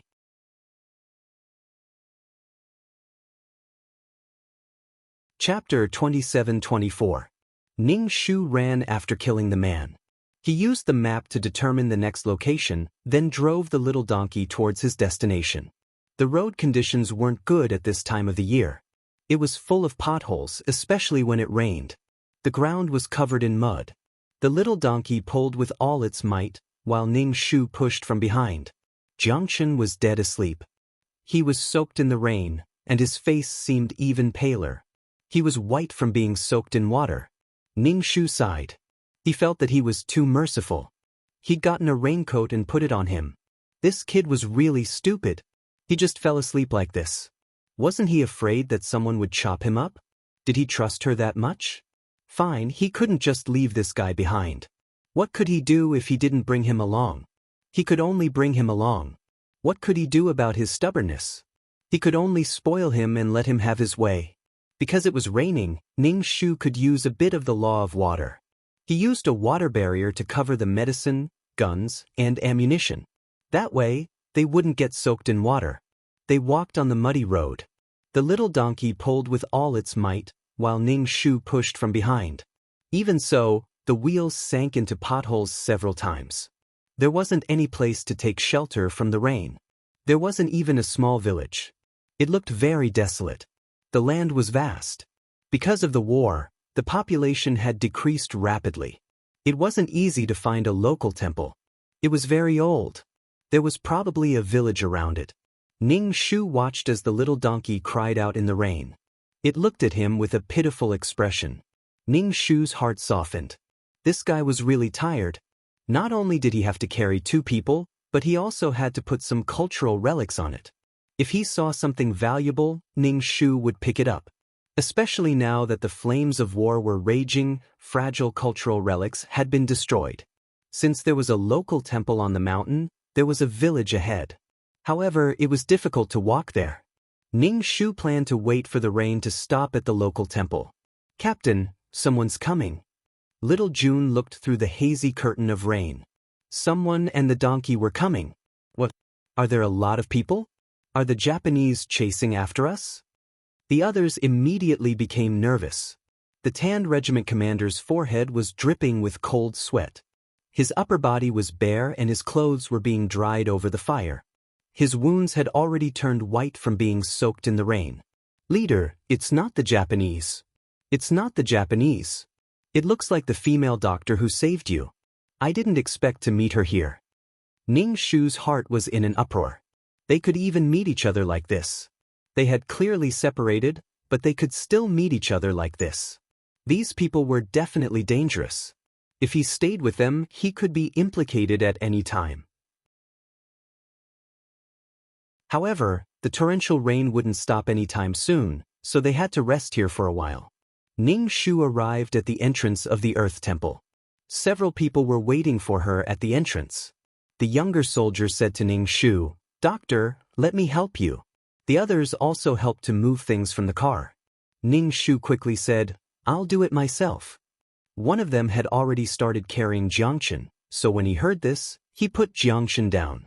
Ning Shu carried Jiangchen to the Earth Temple and let him lean against the wall.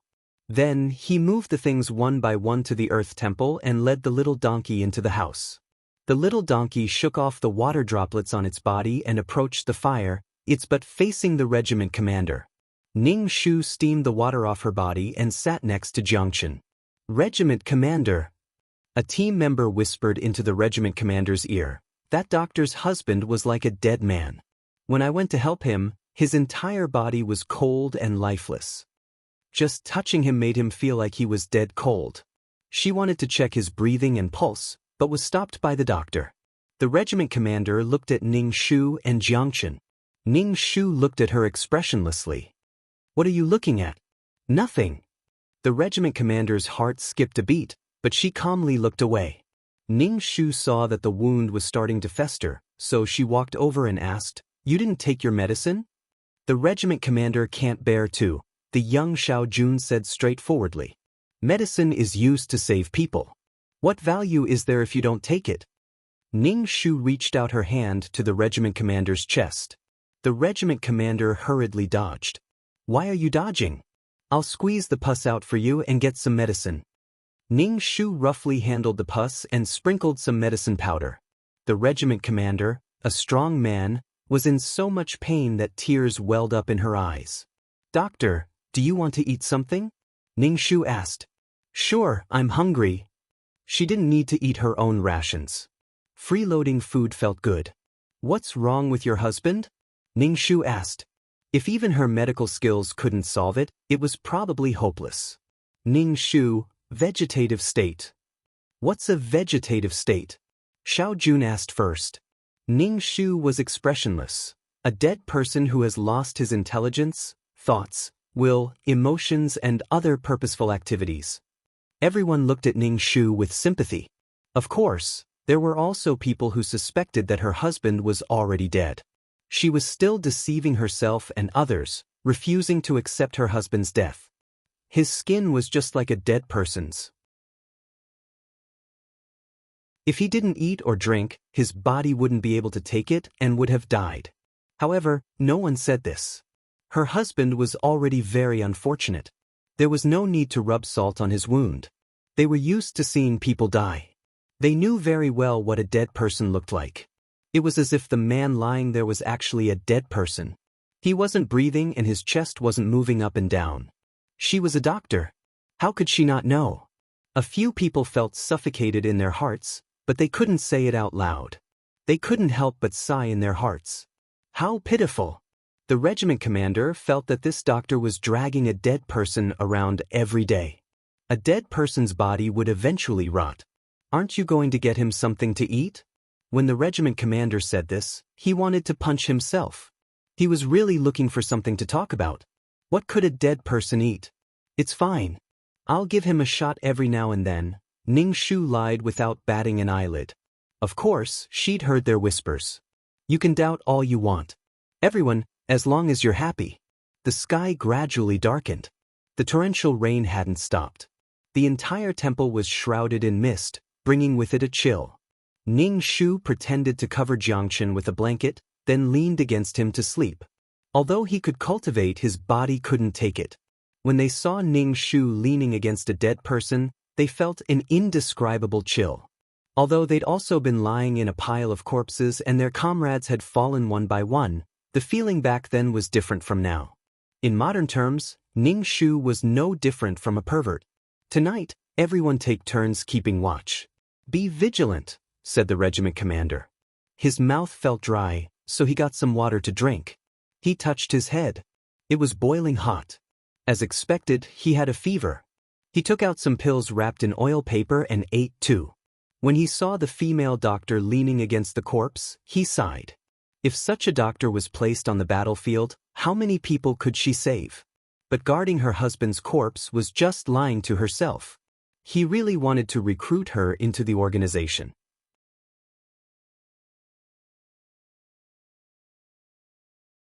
Chapter 27-25. The rain stopped in the middle of the night.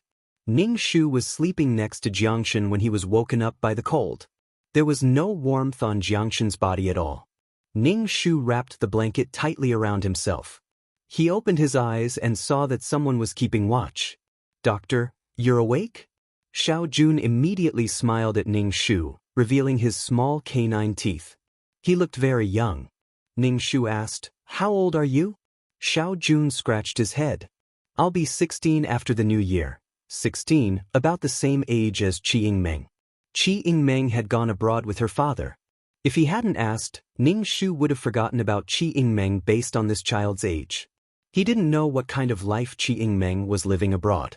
It was hard to live under someone else's roof, not to mention living in another country. "Doctor, thank you for saving the commander. The commander was injured because he saved me." Xiao Jun looked at Ning Shu with sincere gratitude. Ning Shu didn't think much of it. Even without her, someone else would have come to save him. Plus, the commander was a bit depressed, so he probably wouldn't die early. If a country wanted to revive and develop, it needed people like this to fight for it. As soon as the sun rose, Ning Shu prepared to pack up and leave. He didn't want to stay with these people. These people had a bit of luck on them. The person who entrusted them with the mission was just cannon fodder, dying under the bayonets of the Japanese. So he definitely wouldn't stay with these people. First of all, he didn't know if he could ride their coattails. Even if he became rich in the future, it would be useless if he couldn't avoid this encirclement. The commander saw that Ning Shu was about to leave. He struggled to stand up and said, "Are you leaving? Where are you going next? If you can come with us." "I'm not going with you." "No need. I'm not going to the same place as you guys." Ning Shu refused directly. The commander was a bit amused. "I didn't say where we were going. How do you know we're not going to the same place?" "Anyway, I'm not going in the same direction as you. I'm going in the opposite direction. Have you ever thought of using your own abilities to serve the country and chase the invaders out of our country?" The regiment commander looked at Ning Shu and said hot-blooded words. Ning Shu's heart did not waver. "Wait until I have nothing to worry about. How do you know that I'm not doing anything for the country? Other than going to the battlefield to kill the enemy, there are many other ways. I'm just a weak girl who doesn't even have the strength to truss up a chicken. Do you want me to go to the battlefield to kill the enemy?" Ning Shu stared at the regiment commander without blinking. Regiment commander? Could he say no? Being stared at by a woman with her dark eyes, the commander, who had been single for 30 years, felt very embarrassed. However, he had killed people on the battlefield before, so he pretended to be incomparably calm. Ning Shu moved the items onto the cart, then carried the sleeping Jiangshan to the cart and covered him with a thin blanket. The regiment commander saw that the doctor had covered her husband's face. It was like covering a dead person. She probably knew that her husband was dead. The regiment commander asked, "What's your name?" "My name is Feng Jia." Jia as in beauty. After all, it was a favor to be remembered. Who knew when it would come in handy? "Oh, I'll remember." The regiment commander nodded and asked Ning Shu again, "Are you really not coming with us? We can take care of you on the road. It's not safe for you to be alone." "Forget it. It's not safe to go with you." Ning Shu took out a packet of medicine. "These are all antibiotics to treat wound infections. I got them all in Shanghai. I know you're from the army. These medicines can't save people. I'm using my own methods to serve the country. Ning Shu looked like a hero. Thank you. The regiment commander took the medicine. Where did you get these? I bought them. I'm poor now. I even sold my house. Ning Shu was helpless. You know that these things are very expensive. The regiment commander looked at Ning Shu. I'm sorry. I misunderstood you. Ning Shu couldn't be bothered to argue with these people. He led the donkey away. The regiment commander said, Then let's go now. Leave some marks along the way. Don't let the Japanese chase after her. Yes. The road was muddy after the rain. Ning Shu injected some spiritual energy into the dispirited donkey. Only then did the donkey's spirit improve slightly. Ning Shu distributed all the medicine in his hands. He gave it to the very poor people. Of course, he wanted to rely on the people for the future and let them be the masters of the country. When they encountered the Japanese on the road, they couldn't avoid them. When they encountered the Japanese burning, killing, and looting, when they were sure that they wouldn't be exposed, they would kill the Japanese. Before making a move, Ning Shu had to make sure Jiangchen was well taken care of. This guy wouldn't get involved in human conflicts. Even if it was war, it was a matter between humans. If he saved one side, he had to kill the other. But this guy got in his way. He was always a burden. The medicine was gone, but there was a lot more in the car. These were all antiques. If he found something precious, he would take it away. If it wasn't particularly precious, Ning Shu would find a place to bury it. Burying it underground was safer than throwing it out in the open. Ning Shu was poor now. It was time to go back. There were many Japanese here. Dragging a burden along would be troublesome. He slowly made his way home. This round trip had taken him almost a year. She couldn't imagine that Jiangchen had slept for an entire year. For almost a year, she'd taken Jiangchen everywhere, rain or shine. Ning Shu felt that it was a miracle that she'd been able to persevere. When they returned to the small courtyard, Ning Shu looked in the mirror. Oh my, Ma's skin was tanned. In the past, Feng Jia's skin had been white. But now it was dark.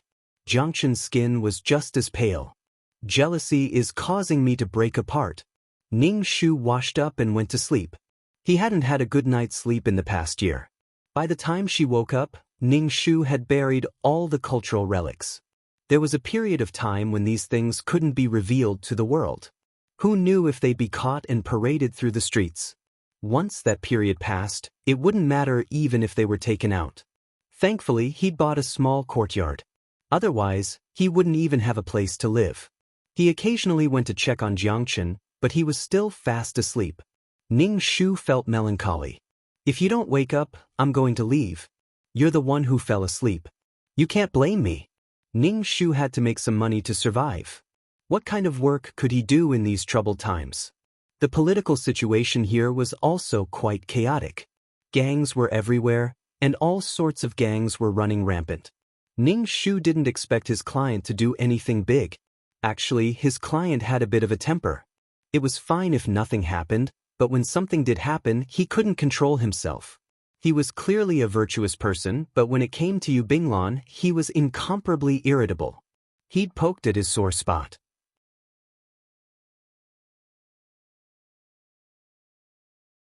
Chapter 27-26. Ning Shu was worried about their livelihood. In a foreign country, Qi Hongchang's family of 3 also had to worry about their livelihood. And the situation was even more serious. Qi Hongchang, Yu Binglan, and Qi Yingmeng boarded the ship to a foreign country. Originally, they had the idea of avoiding a disaster in their country. Of course, they had prepared a lot of money. A big mansion could also be worth a lot of money. Qi Hongchang also had some savings over the years. This money was enough for the 3 of them to live a little more comfortably abroad. They could even start a small business. But a while after the ship set off, Qi Hongchang opened the box and found that the money was gone. So much money was gone. At that time, his heart was hit hard and his whole body went soft. No money, the money was gone. Where did the money go? However, there were no marks on the box at all. There were no traces of a knife, and the clothes inside were still quite neat. Although Chi Hongchang usually didn't do anything, he still had to tidy up the box himself for such a big matter. But the money was gone. Could it be that he left it at home and didn't take it? Chi Hongchang blamed himself for not taking it, so he quarreled with the person in charge of the ship to send him back to get it. Without money, he couldn't survive in another country. Of course, the person in charge of the ship ignored Chi Hongchang. He wouldn't change the route just because he wanted to go back, right? There were so many people on the ship. If everyone came to make a fuss, the ship would have to be divided into several pieces. Of course, Chi Hongchang was unwilling. How could he live without money? He had to familiarize himself with the environment abroad. He couldn't work without familiarizing himself with the environment. Besides, Chi Hongchang also wanted to use the money to start a small business or something. Now that he had no money, what could he do? Every day, he would run to harass the person driving the ship or the person in charge, wanting them to turn back and let him go back to get the money. He was so annoyed that the person in charge directly asked the sailor to throw him into the sea to feed the fish. The world was so chaotic, so what if there was one less person? If he continued to babble, the family of 3 would be thrown into the sea. I can't stop talking to you. This is our first time being human. Why should I listen to you? Why should I give in to you? Chi Hongchang was dragged to the deck. He was so scared that his legs trembled. Chi Yingmeng was a little girl, and she was so scared that she cried. Yu Binglan was also so scared that she couldn't speak. These people were too barbaric. Seeing that the family of 3 was really going to be thrown into the sea, Chi Hongchang was terrified and immediately said that he didn't want to go back. The person in charge didn't want to blow the matter up, but this guy was really annoying. He wanted to scare him a little. Hearing that Chi Hongchang had lost the money, Yu Binglan and Chi Yingmeng turned pale. What could they eat without money? Chi Yingmeng had a bad feeling in her heart. If she had known to cover it up, she would have stayed by her mother's side. She followed her father because she wanted to avoid the upcoming war. Staying in the patrol room for a few days had already left a shadow in Chi Yingmeng's heart. The people in the patrol office were all so fierce. Those invaders burned, killed, looted, and did everything they could. However, the current situation made Chi Yingmeng fearful of the future. In a foreign country, the environment was new, and everything was new. Facing new things, people would be afraid. Without money, would she be able to continue her studies? There was also the annoying Yu Binglan beside him. If Yu Binglan were to blow pillow talk to her father, then her bitter days would come. Even her father was going to be euthanized by her. Chi Yingmeng didn't believe that Yu Binglan would treat her well. Yu Binglan was a two-faced woman with a sweet mouth and a bitter heart. She used to treat her as a friend. She supported her father and hurt her mother. After a series of events, Chi Yingmeng woke up from a dream. She knew what kind of person Yu Binglan was, but Yu Binglan never felt that she was wrong. It was as if she was in a different world from Frost's dream. She couldn't hear what others said. In the end, the mother-daughter relationship between her and her mother was gone. Chi Yingmeng wanted to cry. There was an unspeakable sadness and despair. She felt hopeless about her future. Yu Binglan also felt the same. Running to a foreign country with nothing, she didn't know what kind of life she would have. Yu Binglan had some money. When she divorced her ex-husband, she got a share of the money. However, this was all her money. Did she have to support her man and stepdaughter? Yu Binglan had a headache. If she knew this would happen, she wouldn't have gone abroad. Chi Hongchang was especially stressed. After losing the money, these 2 little ancestors didn't pay attention to him. They had a dark face and ignored him. They stepped onto the land of a foreign country. The 3 of them stepped off the ship. They were so scared that they wanted to take back their feet. Next, they settled down. In a shabby inn, the 3 of them squeezed into a room. The husband and wife slept on the bed. Chi Yingmeng slept on the floor. They couldn't communicate because of the language barrier. What they ate was cold bread. They didn't have money to buy it. What could Yu Binglan do?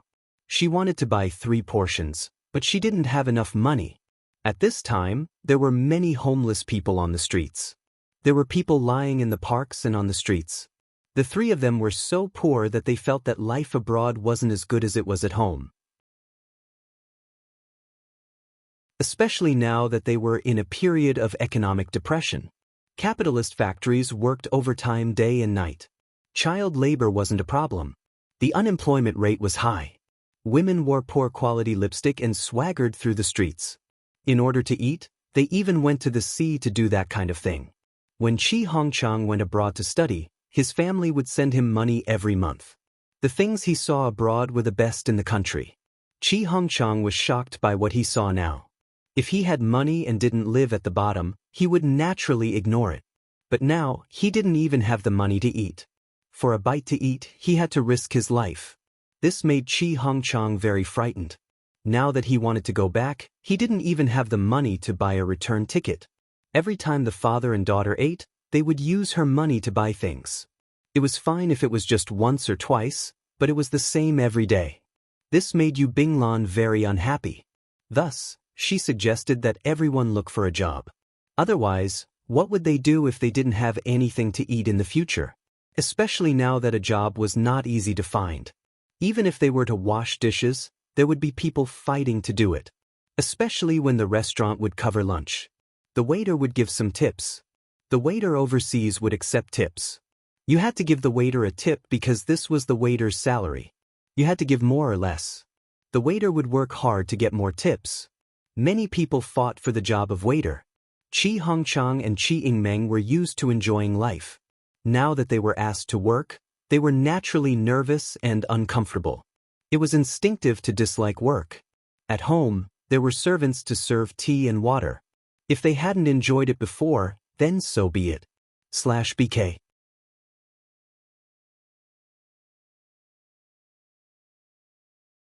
Chapter 27:27. If she enjoyed it, she would have to live a hard life again. This life would be extraordinarily hard. She would keep thinking about how good her life was in the past. Now that it was so hard, she couldn't live anymore. Chi Yingmeng was young and had grown up pampered at home. If nothing went wrong, she should still be studying. She couldn't study here and had to work. Chi Yingmeng had always felt that the adult world was quite far away from her, but now she had to work. She had to earn money to support the family. She couldn't study and had to work? She was clearly still a child. Yu Binglan saw that Chi Yingmeng was unwilling and said directly, "Don't you see those young girls on the street? They look like they're 8, 9, or 10 years old. They're also carrying baskets and selling things on the street. You're already 16 or 17. Can't you do this? If we don't work, we won't be able to survive. Without food, we'll starve every day." Chi Yingmeng couldn't resist and almost cried. She looked at Yu Binglan stubbornly. "Then what do you do?" "Of course I draw. I draw portraits of others on the street." In short, the family of three discussed and Chi Yingmeng prepared to go to a restaurant to find a job as a waitress. There were also local people who opened restaurants here and cooked for their countrymen. There were also some foreigners who wanted to try it. As for Chi Hongchang, he would go to a factory. Chi Hongchang refused to go to a factory. He was an intellectual after all. How could he be a worker, especially one who had such a hard life? He was being squeezed and exploited. However, Yu Binglan asked him to give it a try. If he couldn't do it, he would change jobs. If they still didn't earn money, they would be chased out. They rented a very small house. The landlord was a fat woman who stared at them all day as if they were going to steal something. That kind of discriminatory gaze followed them like a shadow.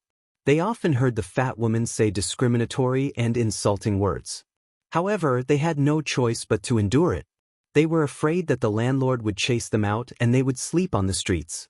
They would fight for space with those homeless people. The family of three lived in a small house. Chi Hongchang and Yu Binglan wanted to do something as husband and wife, but they couldn't. They could only sneak around and do things secretly when Chi Yingmeng fell asleep. Chi Yingmeng was also very embarrassed. No matter how soft their voices were, they could still hear them. Why did she have to come overseas to suffer? She remembered that she had a big room at home, and there was someone to serve her.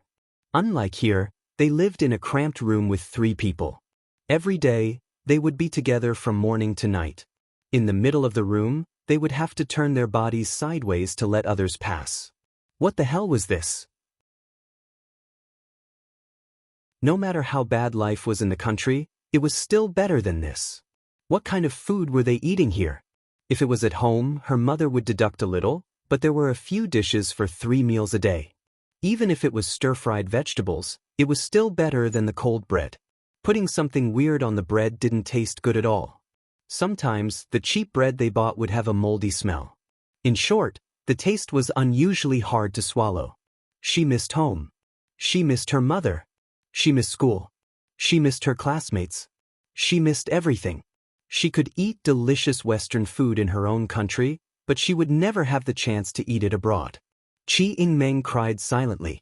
If she could choose, she would choose to be with her mother instead of being a third wheel. Her father and Yu Binglan were the closest. She was an outsider. If she was with her mother, they would be family who depended on each other.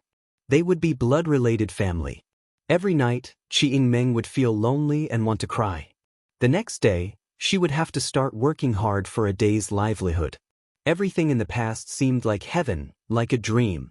She often thought that if it weren't for Yu Binglan, her father and mother would still be together. This family wouldn't have an umbrella, and so many things wouldn't have happened.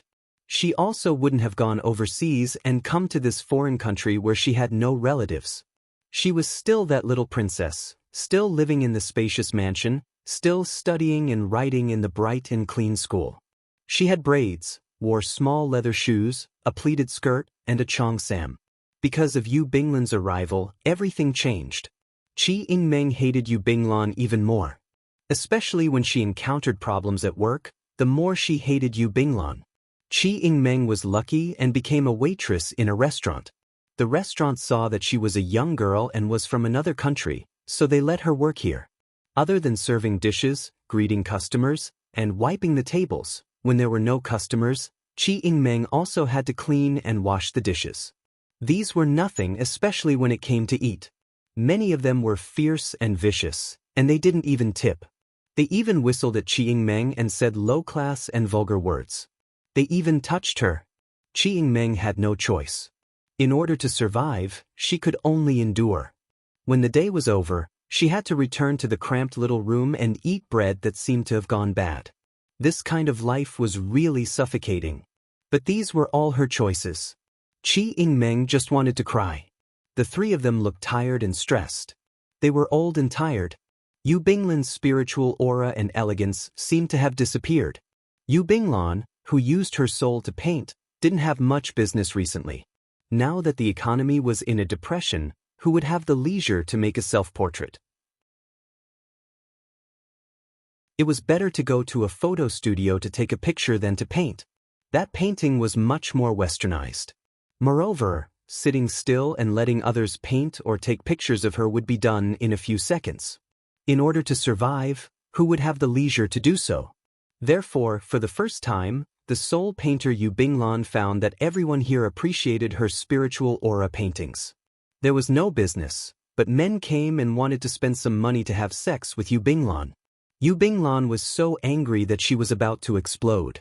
The rejected foreigner was confused. Why did you set up such a stall if you didn't agree? It was a matter of mutual consent. If you weren't willing, I wouldn't be willing. It was just that she had an Asian face. He had never done an Asian face before and wanted to try something new. At this time, the pressure to survive was great. Cheap beer and girls were the men's way to relieve pressure. Actually, Asian faces weren't considered beautiful in the eyes of these foreigners. The outline wasn't prominent, and the face wasn't three-dimensional. In the eyes of these foreigners, Yu Binglan really wasn't considered beautiful. As for Chi Hongchang, in the rumbling factory, he felt like he was going to die. After working for a day, he felt like he was going to die. He lay in bed and couldn't get up again. The dust was heavy and the sound was loud. Chi Hongchang felt like he was going to go deaf. In short, the three people who wanted to survive in a foreign country were very regretful. They regretted coming here. /BK, you're tuning in to the Passion Pages YouTube channel. We're so grateful for your support, and don't forget to subscribe to join us on this incredible journey through captivating stories. Your generosity through donations truly makes a world of difference, as it's the primary source of revenue that allows me to expand and enhance this channel for you. Thank you from the bottom of my heart for being a part of this adventure.